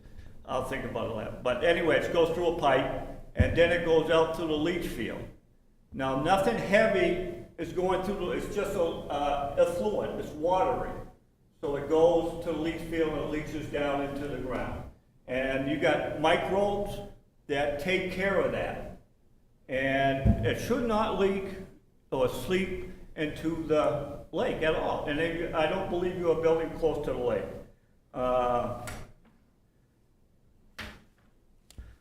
And I am grateful for the city of Auburn, who hired a professional engineering firm to confirm that the science, I believe everyone can agree, science is fact and not made up stuff, bears truth that the septic system should not be able to leach into the lake. You paid a lot of money for that. Science is science, and we gotta believe in science. We gotta trust science. Thank you. Yes, thank you, Mr. Mayor. Just your time is up. My time's up? Okay. Time's up, but thank you. Anybody else in the public like to speak in tonight's first open session? None being, I'll close it. Okay, we're moving along to unfinished business. We have ordinance 15-05022022, amending Auburn's Code of Ordinances, Chapter 60, Section 61066, phosphorus control for any new building or structure. Second reading. Do I have a motion? So moved. Councilor Staples, second. Second. Councilor Haas. Okay. Open this up to the public for comment. Anybody in the public like to comment on this? Now, being, I'll bring it back to the council. Council, any discussion? Second reading. First one passed 7-0, if I remember correctly. Anything? Nothing? Ask for a call. Roll call vote at this time. Madam Clerk? Counselor Walker? Yes. Counselor Staples? Yes. Counselor Gary? Counselor Whiting? Yes. Counselor Hawes? Yes.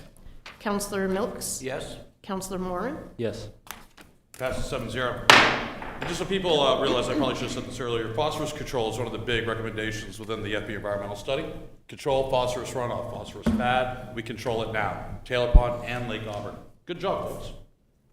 Next, order 56-05022022, authorizing the city's general obligation bond in the amount of $7.3 million to finance the city's fiscal year 23 capital improvement program. This is the second reading. Do I have a motion? So moved. Second. Councilor Whiting, second by Councilor Walker. Open this up to the public for comment. Is there anybody in the public that would like to comment about our CIP allocation? Thank you for putting that up. No comment. Bring back to the council. Council, any further discussion? Can you scroll all the way to the? Thank you. There we go. I want to make sure it's what we're seeing.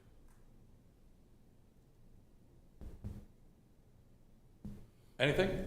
Comment? Discussion? Debate? If not, I'm going to ask for a roll call vote. Remember, CIP needs a 5-2 margin to pass. Counselor Walker? Yes. Counselor Staples? Yes. Counselor Gary? No. Counselor Whiting? Yes. Counselor Hawes? Yes. Counselor Milks? Yes. Counselor Moran? Yes. CIP passes for this year, 6-1. Next is Order 57-05022022, authorizing the reallocation of $395,100 from previous general obligation bonds that were unspent to fund a portion of the city's fiscal year 22-23 CIP. Public hearing, second reading. Do I have a motion? Motion to approve. Second. Motion Counselor Walker, second from Counselor Moran. Open this up to the public. Anybody in the public like to comment? This is basically a reallocation of unspent, already obligated money that we have in the fund to offset future borrowing. Bring it back to the council. Council, debate? Discussion? 17-5. Okay, good, thanks. Nothing? I'll ask for a roll call vote at this time. Again, 5-2 is necessary for a vote. Counselor Walker? Yes. Counselor Staples? Yes. Counselor Geary? Yes. Counselor Whiting? Yes. Counselor Hawes? Yes. Counselor Milks? Yes. Counselor Moran? Yes. Passes unanimously. Okay, at this point, I'm going to like to entertain a motion to change the order of business and take item number 1 under new business, which is order 64-05162022, adopting the fiscal year 2023 Auburn school budget before the final reading of the appropriations budget. Do I have a motion? I'll make a motion. Councilor Hawes, do I have a second? Second. Second from Councilor Walker. All those in favor, please raise your hand. Opposed? 6-1. Okay, so now we're going to bring this forward. Next is order 64-05162022, which is adopting the fiscal year 23 Auburn school budget. Do I have a motion? So moved. Second. Second. I got a motion from Councilor Staples, second from Councilor Moore. I'll open this up to the public for a comment. To recap, what we're doing is we just moved out of order to bring it up further in our agenda, quicker if you would, or sooner, before our appropriations budget. That's kind of the proper protocol if you would, but we only have 1 reading on this versus 2 readings on our appropriations, so we have to bring it forward, okay? So this is our school budget, and further in the agenda, we'll be setting a vote for a public referendum on this as well. So I'll ask the council, do we have any discussion, any debate? I do. Okay. All right, I would like to see them lower their regular budget to lower the tax rate there, or the tax mill, $300,000, and then I'd like to move from the fund balance, $300,000, back to that, so they would be able to have their budget still at the same amount of money as they're requesting. I'll second it. Okay, I've got a motion. I'm going to ask for just some clarity on this one. Counselor, if you could just repeat, and I've got a second for Counselor Gary, but can you just repeat that motion, please, so I can make sure I collect it? I want them to reduce the regular budget for the mill rate. Then I want to give them the $300,000 out of the fund balance to be back to where they were. Whose fund balance? School department's fund balance. Do you want to make a motion to reduce their budget by $300,000? Yep. But then backfill that $300,000 with $300,000 from their fund balance? Correct. Could I make a friendly amendment to this motion? And with regards to wording, you would like to make a motion that they allocate $300,000 from their fund balance to offset, or excuse me, to lower the mill rate? It's To fine. lower the levy? That's fine that way Might too. be. The levy. I'll still second it. Okay, so, and we got one for Councilor Gary in a second. I'll open this motion, we have a motion, let's open this up for conversation. Basically, Councilor Walker wants to lower or allocate $300,000 from the school's existing fund balance, pushing it towards offsetting the tax increase, hence lowering the mill rate by approximately 14 cents. Councilor Staples? We have representatives from the school department here. Could somebody talk a little bit about what's in the fund balance currently and how that reducing by $300,000 affects the fund balance and generally accepted accounting principles? Dr. Brown, Mr. Conrad, Madam Chair, Dr. Dorr. We got a lot of doctors in the house. Put them on an ambulance, chief. Good evening, all. Superintendent, feel free to go to the table. So you can put your book. Go, no, not podium.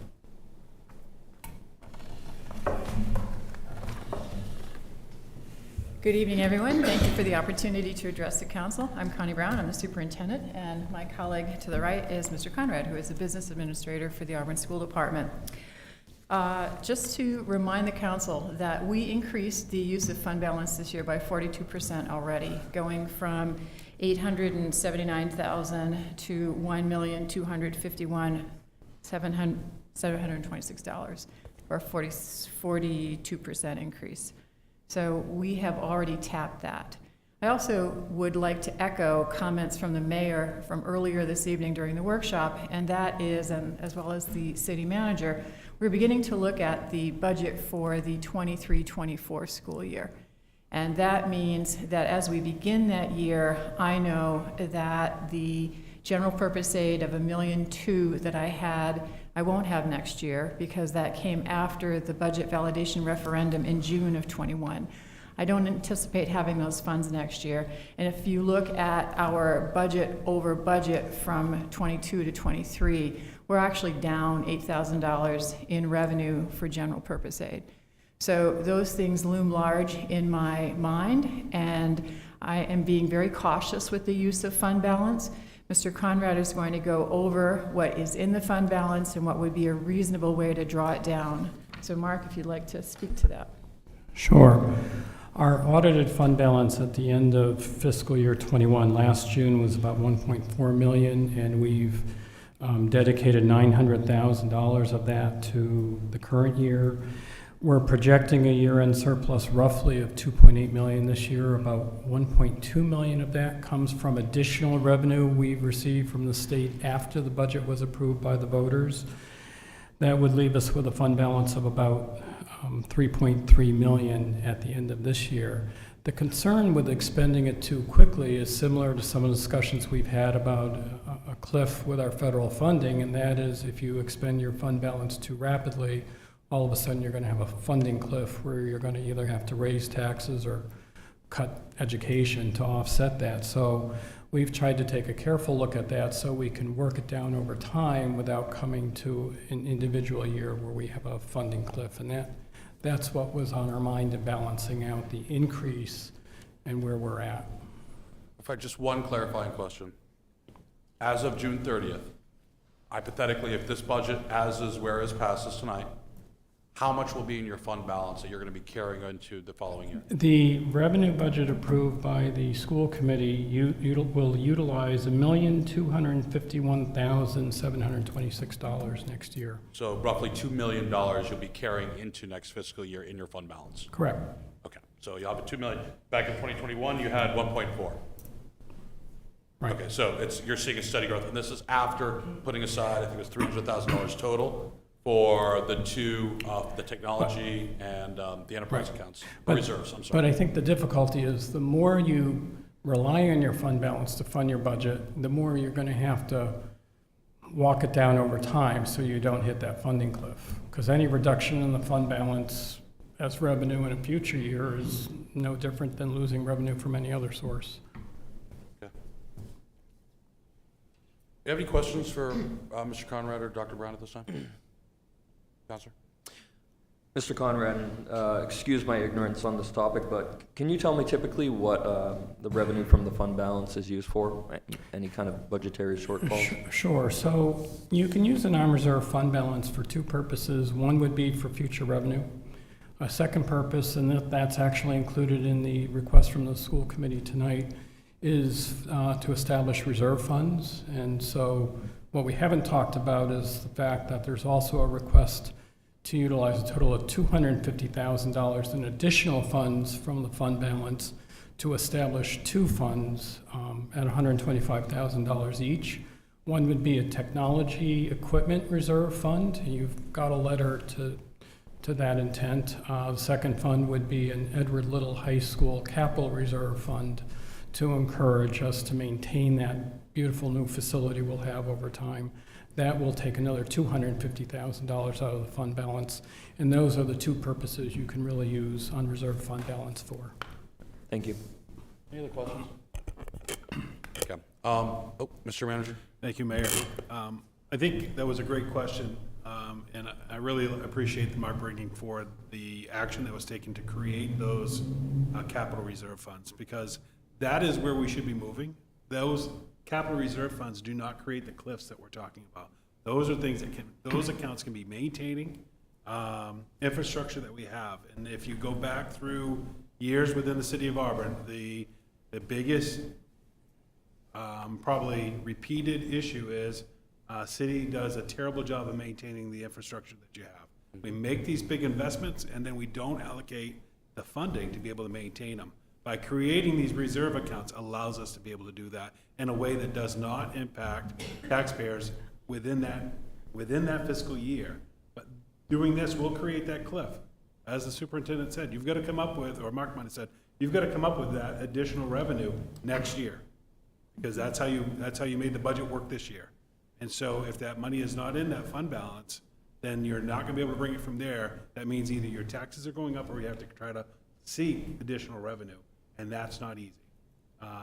So I like the move that we're headed in with creating these accounts.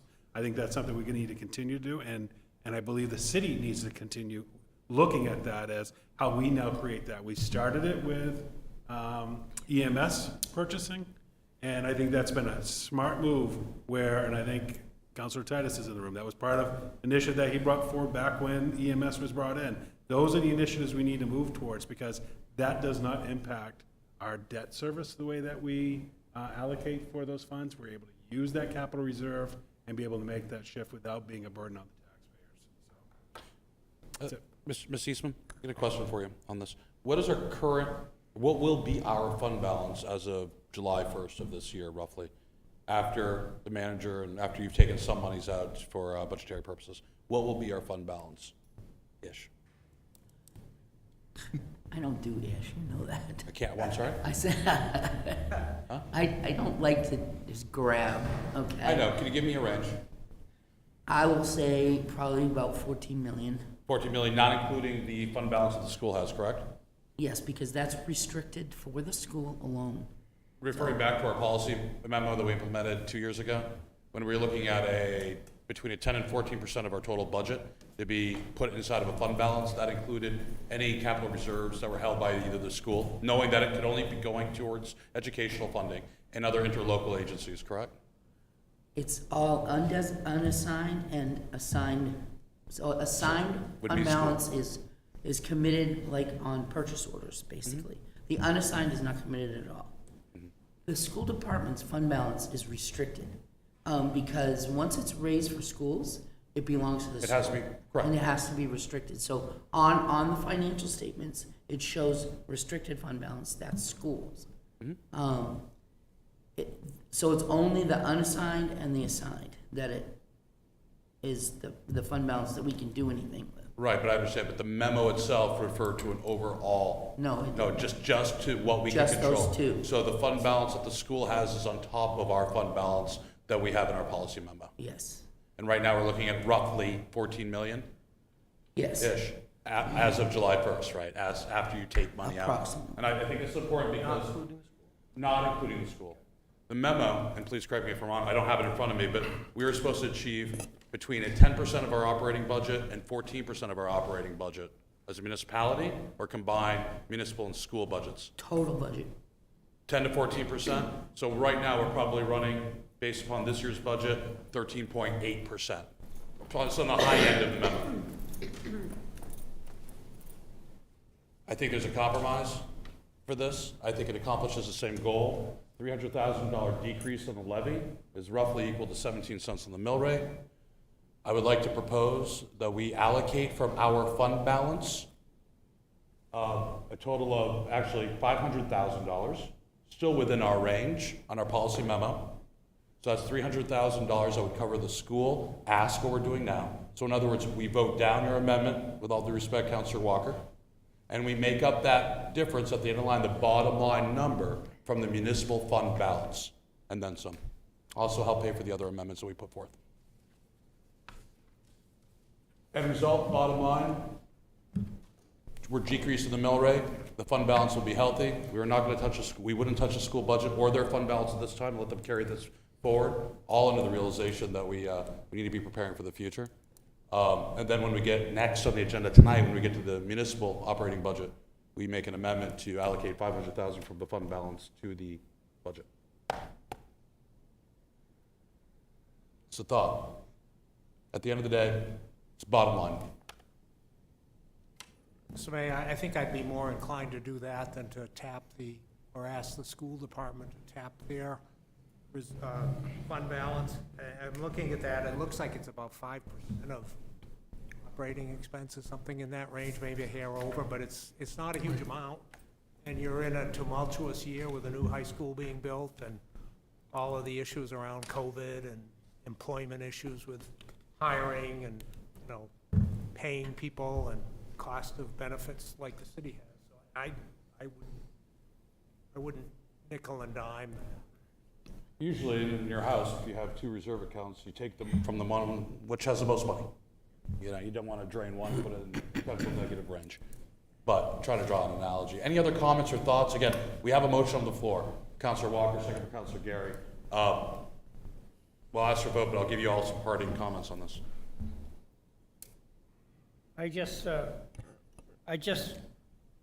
don't think that that kind of money that's put aside should be looked at, that we're gonna maybe fix some buildings that haven't been put in the budget. If we know we need money for things that we're gonna fix or should be fixed, it should be in the budget. It shouldn't be in something that we've got $1 million put aside for that.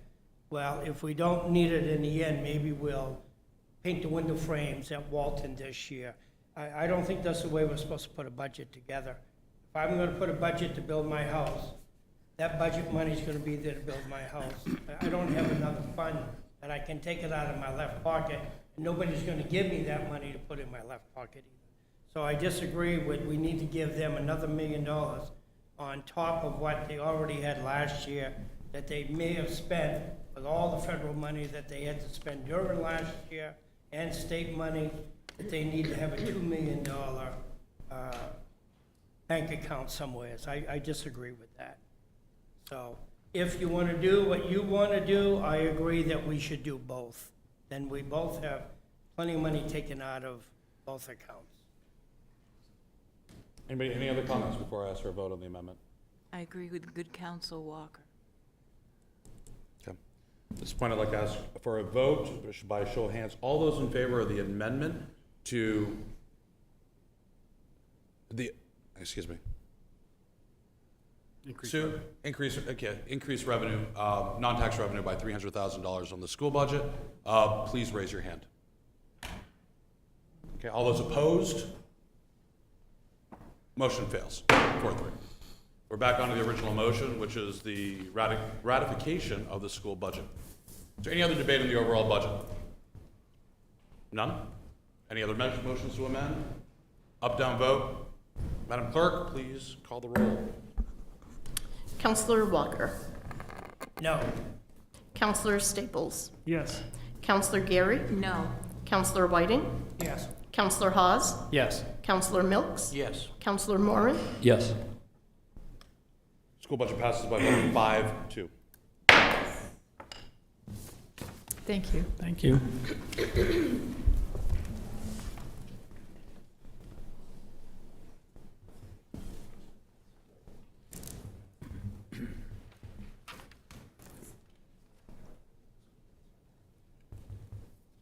Okay. Next, we have resolved 03-05022022, adopting the appropriations resolve for fiscal year 2023. This is a second and final reading. Do I have a motion? Motion to accept. Councilor Walker, I have a second from Councilor Hawes. He's going to finish your name. You almost had him. Open this up to the public for comment. Is there anybody in the public that would like to comment? Last name Titus, first name Andy.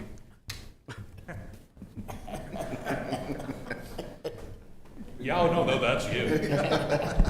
And again, please state your address. Andy Titus, 24 Rubelite Lane. In The Auburn. hours that you're normally home. That's correct.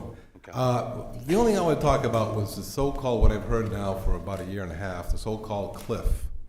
Heard it in the county budget, heard it through this budget. We don't want to spend any ARPA funding because it's going to create a cliff. And my feeling is that you're not going to take money now that can go into your pocket today because you're afraid you're not going to get it next year. That's not spending the money that's there for you, it's on the table. To explain next year that, well, we didn't have that revenue, that's why something increased, is easier than saying, no, I refuse to take the money now. So when we've actually especially had losses directly related to COVID, and we're not taking that money, then we're leaving money on the table and spending it in other areas, which footbridges and other things that we want to do to grow what the money's going towards. It's funny, it's called Arbor, and it's a rescue money, rescue plan. Very little of it is going to rescuing anything. It's all going towards new initiatives. I think it should be used, and tonight we talked in the workshop about an increase of 4 fire personnel. Due largely, I heard COVID mentioned 4 or 5, maybe 10 times in the conversation, and we're not going to use any of that money to help offset that, even though that may create a cliff. But we're not going to take the money now because we're afraid to have to politically explain how the cliff happened. Doesn't make sense to me, especially now where next year we're going to see even more money. With inflation is not going to go away, and I heard that was very astutely that next year is going to be really challenging.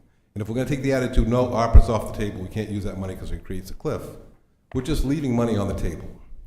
And we have cliffs all the time. We have federal revenue sharing and we have state aid education. This is a cliff every year. So add that our financial managers have to undershoot what they think it's going to be because they're afraid of this cliff all the time. We deal with cliffs all the time, so if we decide, I don't want the money because I don't know what I'm going to get next year, it doesn't make sense. So I just ask you, if you're going to approve the fire department's request, think about that, or anything in our budget that the ARPA money could be used for. It's on the table now. It's not going to be there in another year or two. Thanks. Is there anybody else in the public that would like to speak on this? No? Okay, we're going back to the council. Council, this is the operations budget. I'll start off with this. Is there any motions? Any motions to amend? Additions, subtractions, deletions? I do have one. We have a pending amendment that was made at the May 2nd meeting and postponed until tonight's meeting to increase the fire department's budget by $68,000. Councilor Walker, you made that motion and it was seconded by Councilor Gary, but it was tabled until tonight. I'll entertain a motion. We have had the information that was required for the rationale for the table. So I'll entertain a motion at this time to take the proposed amendment off the table for discussion and a vote. I make a motion to. Second. Councilor Walker, Councilor Milks. Thanks. Now it's back on the table for consideration. Is there any debate upon this? It's an addition of $68,000 for 4 positions that are covered in the current budget, but over time will offset. Yes, Councilor Staples. I support this. I think former Councilor Titus makes a really good point that these positions could be funded by ARPA. I feel as though maybe not the entire reason for needing these positions is ARPA is COVID, but I think that it's certainly part of the rescue for helping us get past this. And so I'm not going to support this. I would much rather have this be taken up as a second. Maybe at the next council meeting to add this to an agenda item to use ARPA funds for this, and I would support that. Any other conversation, debate, discussion on the motion to amend? Not being, I'm going to ask for a vote. All those in favor of Councilor Walker's amendment, please raise your hand. Opposed? It passes 5-2.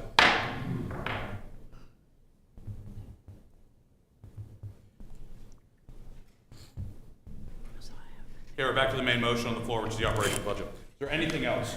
Is there anything else we'd like to talk about before I'm going to actually make a motion to entertain a motion based upon our previous conversation? Is there anything else that anybody would like to see in the budget or taken out of the budget? No? At this point, I would like to entertain a motion from a counselor to take $500,000 in non-tax revenue and apply it to the current municipal operations budget. So moved. I have a motion from Councilor Gary. Do I have a second? Second. Second from Councilor Whiting. Bring it back to debate.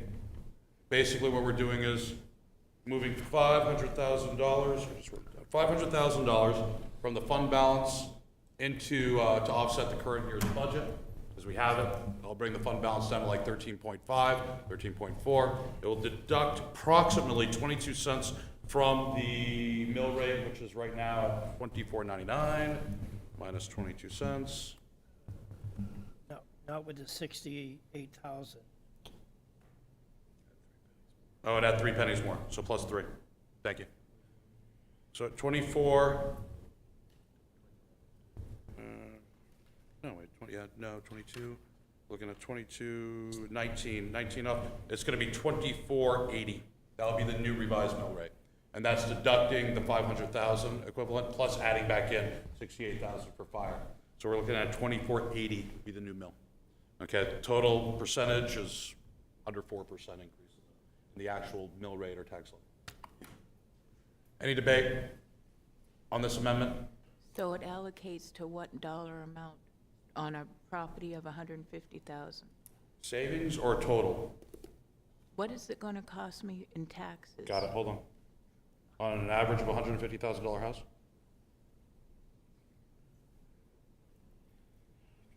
Eight.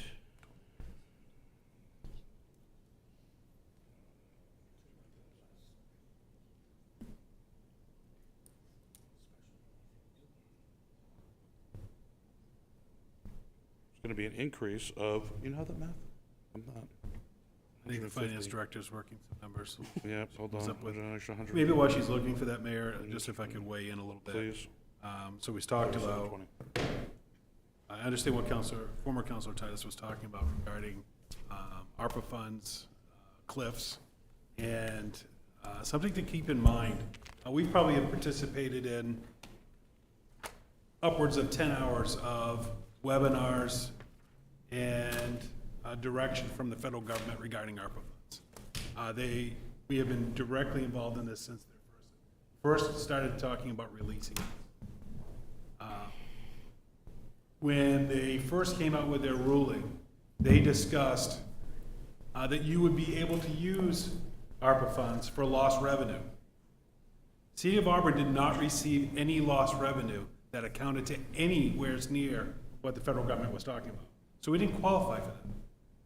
It wasn't until they came back out with additional ruling that they said, well, we're just gonna go standardize lost revenue that will assume that every municipality lost $10 million in revenue, so you could use $10 million of your ARPA funds.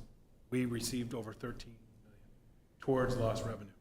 Their original decision on this was to replace lost revenue. City of Arbor did not lose that revenue. Go back and take a look at where we had. Yes, did we have issues at the Norway Savings Bank Arena? Absolutely. But when you look across the board and you balanced out all revenue that the City of Auburn brought in, we lost zero revenue. So we fared well through that process. So the federal government's recommendation is don't use that for lost revenue if you didn't receive lost revenue. So yes, we would, if we had lost that revenue, we weren't receiving that money in, then absolutely you should use those ARPA funds to offset that lost revenue so that you can maintain your staffing of police, fire, public services. Those are all the categories that the federal government outlined for us through the process.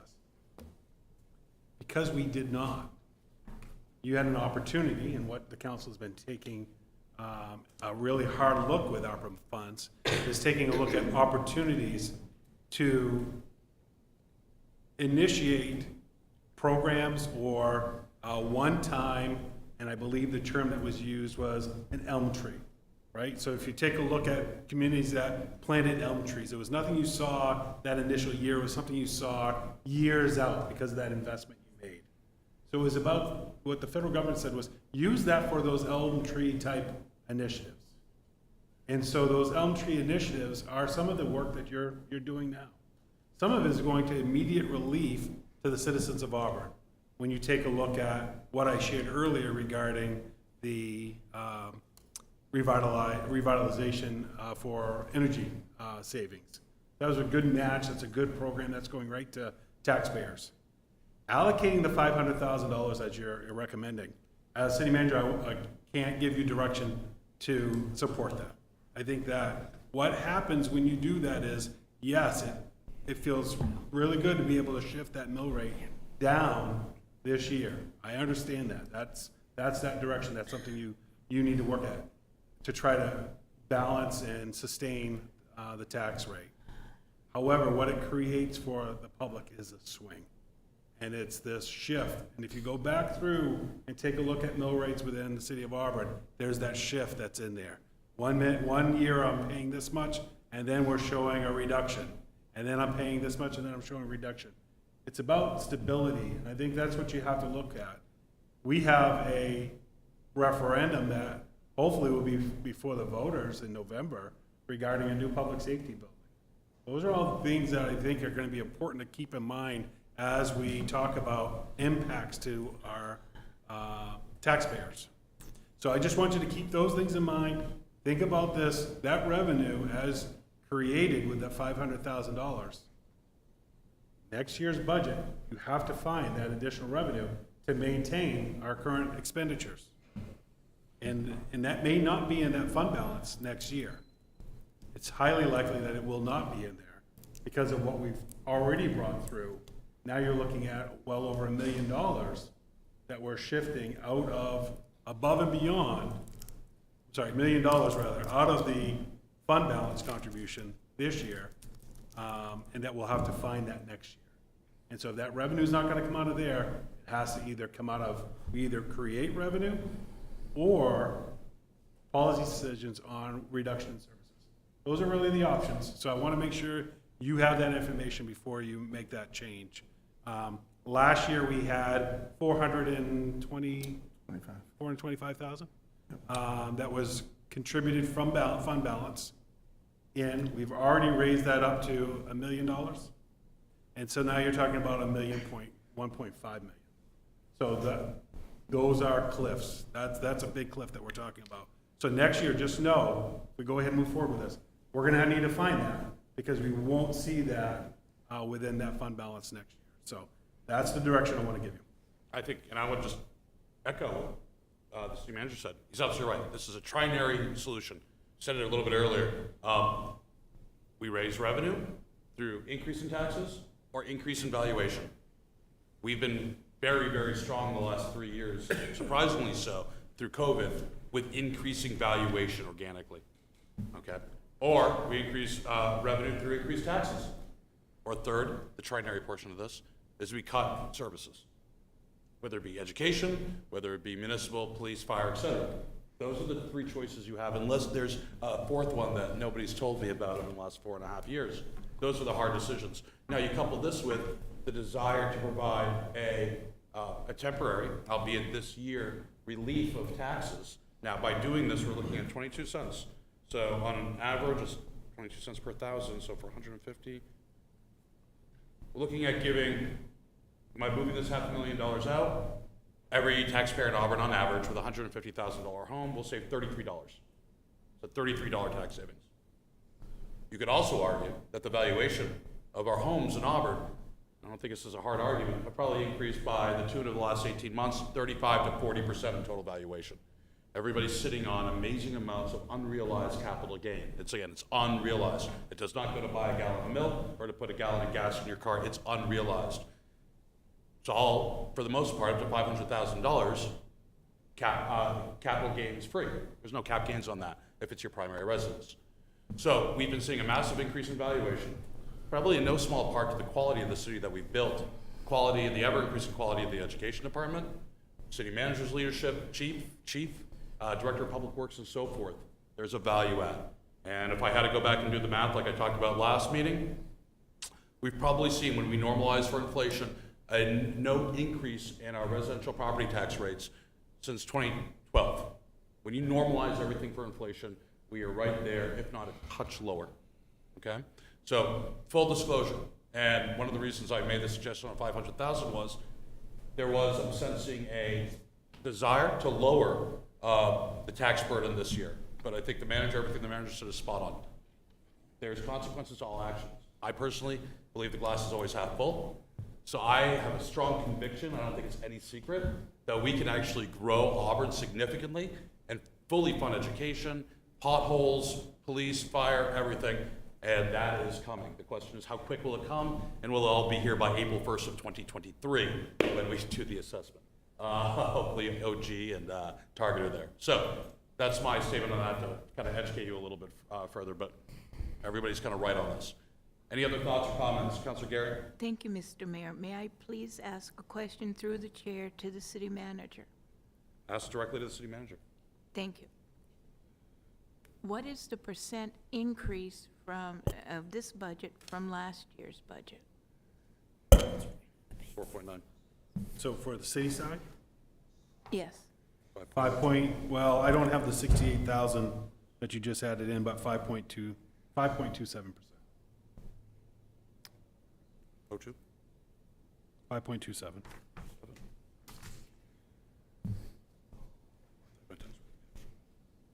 Now, that, I That know. is I'm sorry, that's your tax levy. That's, because we're not talking about mill rate. That's just a Right. hypothetical number. But the percentage of the budget went up, you said was like 5%, almost 5%. 5.2. This year, the CPI or it was high this year. Usually, we try to stay at or below that. And if we go over it, then we have to vote to go over it. Right, CPIU is at 6.7%. So we're slightly under, but we're still higher than what we normally have done in the last couple of years. Well, it goes with CPIU. So if you go look Right. at CPIU, because that's going to impact your utility rate increases, all costs for goods. So yes, we're staying right within that CPIU because we always come in, for the most part, underneath CPIU. But it was inflated this year because the cost of living and stuff has gone up. In other words, in a normal year, it probably would not have been that high, so we would have had to have a lower budget. So this year, our budget is higher because it's gone up. And because of the way the things are, and I don't mean any disrespect to the city manager or his departments, our taxpayers, they're going to be hit with all those things that are hitting them between the grocery store, the gas, utilities, and everything. So I feel that we should have come in a little lower. And for that reason, I'm not voting for this budget. Okay, right now we're on the amendment. Okay, the 500,000. So you're not voting for the amendment. I'm going to vote for your amendment. Okay, to so cut- we're yes. on the amendment now. Is there any comment or debate about the amendment? None? Okay, I'm gonna ask for a vote. All those in favor of transferring $500,000 in non-tax revenue towards the city manager's budget, please raise your hand. All those opposed? Passes 6-1. Now, on to the main motion, which is the operating budget. Final comments, thoughts, debates? None? Councilor Gary? Quick one. Yes, thank you, Mr. Mayor. Every year when I go into budget season and the school department or the city come forward with their budgets, I always tell them both that we've only got one pot of money and we need to, if I cut the school or cut the city, then the school has to take a little bit of hit. We tried cutting it, and now we're picking up the slack for that. And because of that, I'm not going to be supporting this budget. I would like to say too that, for years, and I'm guilty of this too, and saying the same phrases, that us versus them, municipal versus school. I gotta tell you, over the last year and a half, a little longer, but especially over the last year and a half, I've seen that, which was very evident, and it did exist, really go away. It's not fully away. I am still wondering about if the school department employees are in line with our growth and understand the bigger strategic pictures, if they're supportive, and why would they? I think that needs to be a lot more education. But I would say that just evident based upon the budget process, the memorandums, putting money aside, smart, transparent fiscal policies, increased graduation rates, literacy rates, numeracy rates. I'm seeing all this data. We have to have a better job of communicating the positives back to this board. But I do think it's probably unfair to look at it us versus them. At the end of the day, we finally have something that I know personally, I've wanted for years, which is a unified city and not a siloed city. So I just want to make sure that I'm on the record of that. This budget represents a unified city budget, and it's not their money versus our money. It's all of ours, okay? And it's more importantly, it's the taxpayers. So businesses and residents. Any other comments on this budget before we move to a vote? Mr. Mayor, Councilor Walker. I believe that most all of us knew this was going to happen, that our budget was going to have to go up. I think for the past 4 years, we've done one hell of a job in this city, all of us. to hold it down just as far as we could, knowing that we had a lot coming on our plate. And I think next year, we're gonna see it even bigger. But we know it's coming, we knew it was coming. We passed a brand-new high school that's gonna cost us dearly, but it's something we needed in our community, and the rest goes and follows along with it. And if we don't pass this budget, we're just gonna kick ourselves in the butt next year even more than we would now. So we've got to pass this budget. Mr. Mayor. So thank you. I think I agree with what Councilor Walker just said. I think that I really appreciate the work that the council has done on this budget. Many of you have contacted me one-on-one to talk about the numbers, talk about impacts, as you've worked through this. So I think for the taxpayers to know that, sometimes you only see what's happening here at the council meeting, know that many of you have asked those hard questions about, well, what if we do this? What's those impacts? So I just really commend you on the work that you did with this budget. I want to thank the staff on the work that they did, our directors. As Councilor Gary mentioned about the increase in individual budgets increasing at our personal budgets. And so all those costs are the same things that we look to purchase as well. So when we look at cost of goods, when we look at providing fuel for our apparatus, when we look at outfitting our staff with the right equipment, all those increases we're seeing as well. There's not a bid that we put out that we're seeing what we had thought it would be a year ago. We're seeing those costs almost double in some of those bids. So we recognize that. I just want to thank the council for their hard work. We will turn around these numbers as quickly as we can, so the public will see it posted on the city's website with these adjustments, so you'll know exactly where that is. But I want to remind people, we did this in the workshop. I want to remind everyone here during the meeting, the budget sheet that you look at will have an estimated valuation. So that's something new this year. We've not done that in the past. We put in what we believe will be the valuation moving forward, but that is an estimation. We can't guarantee that. What you really need to look at is, what is that total tax levy? That's the number to look at. But we wanted to be able to provide that for you, so you could see there's $16 million added to the total assessed value for the city, which then puts those mill rate numbers that you were just sharing at those numbers. So thank you, Mayor. Thank you, Council. Absolutely. Okay, there's no other comment. I'd like to call for a roll call vote at this time. Madam Clerk. Counselor Walker. Yes. Counselor Staples. Yes. Counselor Gary. No. Counselor Whiting. Yes. Counselor Hawes. Yes. Counselor Milks. Yes. Counselor Morton. Yes. Passes 6-1. Councilor Gary. I need that. Thank you very much. Okay. Thank you. Now, before we go on to new business, I'd like to entertain a motion at this time to amend Order 46-03282022, which was previously adopted on May 2nd, to insert language that the planning board sends this back to council by July 7th, 2022. Okay, this is the order for them to review the downtown neighborhood, traditional neighborhood, and give us recommendations on rezoning this to T42B with amendments as previously provided by Councilor Staples and Councilor Hawes. I'll entertain a motion at this time. I'll make a motion. Councilor Hawes? Second. Councilor Walker on the second. Again, this is just, we want to start, and we should have done this to begin with, we want to start just making sure we have a schedule, agenda, and we keep things moving in a timely and fair manner. I've talked to the chair of the planning board about this, and he agrees on this topic, on this order. So, is there any other debate or discussion? No? One just clarifying question. The amendments that Councilor Staples and I just want to reiterate to the public that those are being assessed in this revision and being looked at, correct? Yes, let me read it to you.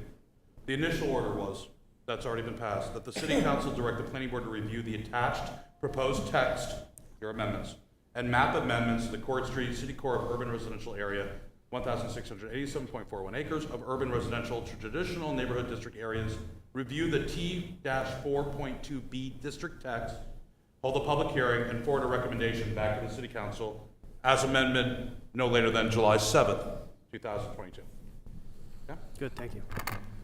So just for clarification, the only thing that we're really changing in this meeting is to ask the planning board to have it done by a certain time. That's it. And all this other stuff we've already talked about in previous meetings. That's it, exactly. There's no change to the amendment language, other than giving a due date.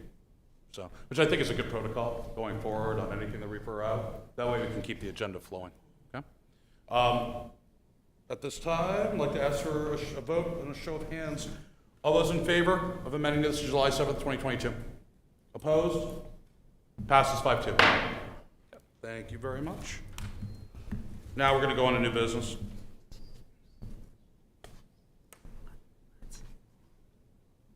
Next is order 65-05162022, directing the city manager to issue a design-build footbridge from Newberry Street to Anniversary Park. Do I have a motion? Motion to move. Councilor Walker, second? Second. Councilor Staples? Okay. I'll open this up to the public for comment. We talked about this briefly during the workshop prior. This is a pedestrian bridge connecting Anniversary Park with a lot on Newberry Street over the Little Androscoggin at the confluence of the Large Androscoggin. No comment? Bring it back to the council. Councilor Walker, since you introduced this to the agenda, I'll give you the floor. Thank you. I think everyone has it in their package.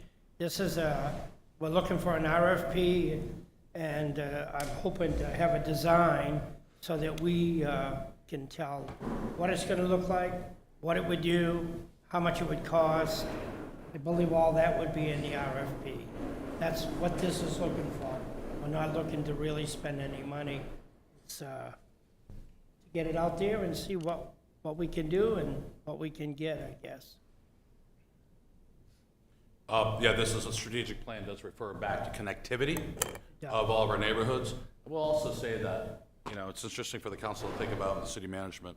Back in 2000, University of Maine, someone else, and another architectural engineering firm conducted a study, which we have, talking about pedestrian bridges over the Lower Barker and across Washington Avenue, connecting Moulton Park with Brickyard Circle, the Poland Road neighborhood, which would at that point give us amazing connectivity between Auburn, the Fairview neighborhood, all the way into New Auburn without ever going on a street with cars.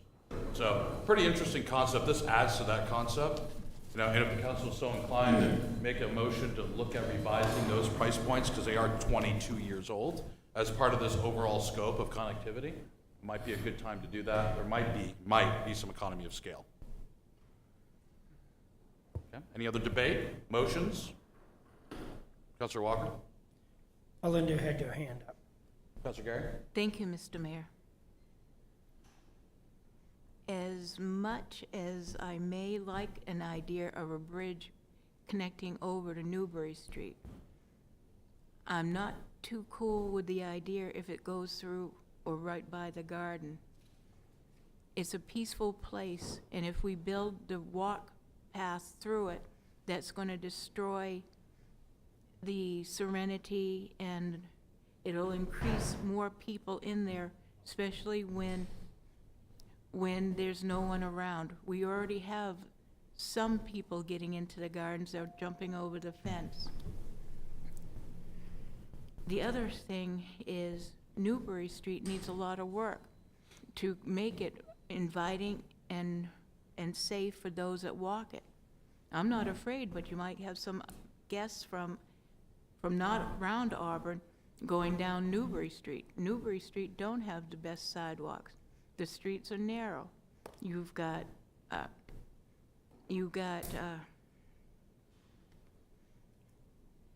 it's just the vibes you get there are not always the greatest. And so if we do this, then I want to make sure that the neighborhood is cleaned up enough so that people will feel safe and inviting there, and also do it in a manner that it's not going to impact negatively the garden. Do you have any other comments? Quick question. Quick question. Then Councilor Staples. Okay. What we're discussing is literally just looking into it. No construction, no nothing, just doing our due diligence and looking at things, correct? That's right. Okay. Not building anything. Okay. Yeah, I supported Councilor Walker in adding this to the agenda tonight, and I just wanted to say that, you know, this is an exciting opportunity, I think, for the New Auburn area to add a nice piece of infrastructure that would allow people to walk, have an interesting walk someplace. I think some of our footbridges that we already do have add tremendously to the community, and you know, I'm excited to see what we get back from this. You know, having said that, you know, I want to see what it costs, and you know, we'll find out what the actual the ask is for the budget item. But you know, I'm really interested to see what we get. Cool. Councilor. I'd spoken with Councilor Walker in the past about the possibility of this bridge. I think down the road, I think ultimately when I envision the Riverwalk and what we've done with Anniversary Park in New Auburn, I imagine a future where it's all connected along one side of the river to the other. So I don't know when the appropriate timing for a bridge like this is, but I think at the very least we need to do our due diligence, educate ourselves, and look at what a path forward is, because I don't think it's if, it's when a bridge, if doable from an engineering standpoint, is implemented there. Very good. At this point, I'm going to ask for a vote. All those in favor, please raise your hand. Opposed? Passes 7-0. Okay, last open session of the night. Any member of the public that would like to speak, please come to the podium, give us your name, address, and please limit your comments to approximately 3 minutes. Susan Brown, 152 Dillingham Hill Road in Auburn. I wasn't going to speak, but then this gentleman had to speak about the septic system. And I just wanted to, if you know, for whoever's out there that's confused, thinks some people are confused about the septic system. And most of the residents that are, you know, concerned about Lake Auburn, want to protect Lake Auburn, we very much understand the septic system situation. And we very much understand that the study done said if the septic systems were improved, that we should still not increase development. And he also mentioned that we're under the impression that many, many, many, many houses are going to be built there, you know, such as the plan that Dan Bilodeau shared on that on Facebook site from Stapleton, Colorado, which is within a city, is a 26,000 member community, that he thought that something like that could look really nice instead of the sand pits. So those that are concerned and have expressed concerns about some of the ideas about this development and the change of 148 acres into the new zone you want to have it in, our concern, again, is that the water study is not complete. It is not updated, and now all the ground is being paved and repaved and realigned, so the water flow is gonna change. The geological studies, hydrogeologic studies should be updated. We are not against development.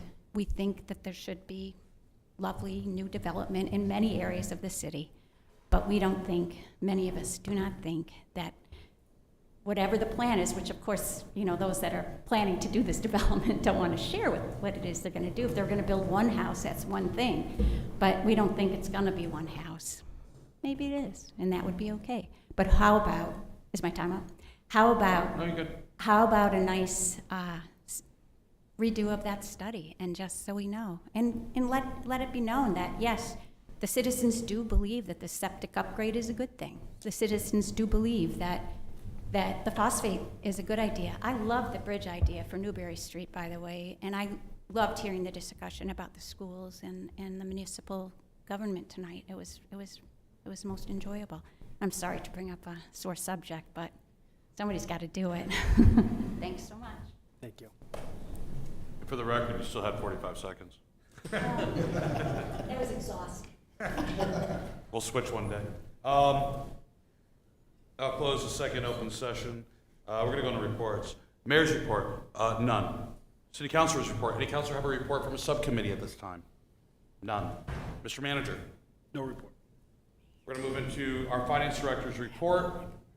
Ms. Eastman, is there anything you would like to talk with us about while we pull up the financial report? Got a lot to say. You probably Limit your don't want- comments to you 3 probably minutes. don't Give want us your me name to and talk address. Is there anything that we need to be aware of? No. Good to go? The report looks everything's in line. We're closing out this year well. Okay, at this point, any questions on the finance report? Motion to accept. Thank you, Councilor Walker. We got a motion to accept. Second by Councilor Milks. All those in favor? We have accepted the finance report. At this time, we have an executive session. Just so as everybody knows, we will have action following the executive session. It is about a poverty abatement case. So we will be coming back live for a discussion on that, or excuse me, action. But at this time, that's the only business we have post-meeting. Next, we have an executive session to discuss a poverty abatement, case number PA 2022-001, pursuant to 36 MRSA Section 841, with possible action to follow. Do I have a motion? So moved. Councilor Whiting, second Councilor Geary. All those in favor? Opposed? We are now in executive session. Thank you and good night. Mayor, council, we'll be moving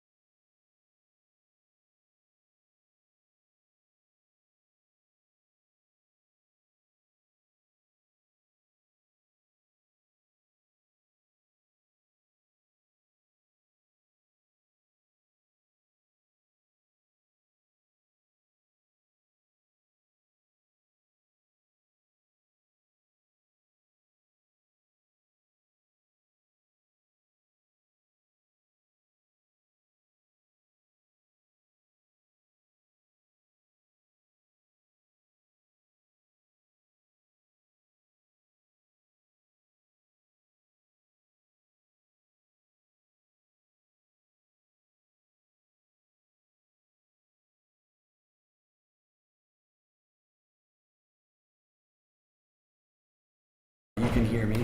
We're now out of executive session. We have action to follow.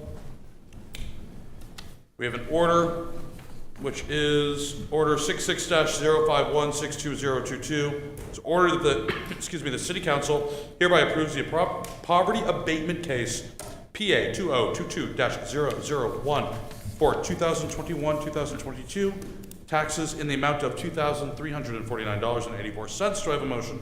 Motion to approve. Councilor Walker, second. Second. Second, Councilor Gary. All those in favor, please raise your hand. Opposed? None being, passes unanimously. At this point, I ask for a motion to adjourn. Motion to adjourn. Second. Councilor Walker, Councilor Moore, and all those in favor say aye. Aye. We are now adjourned.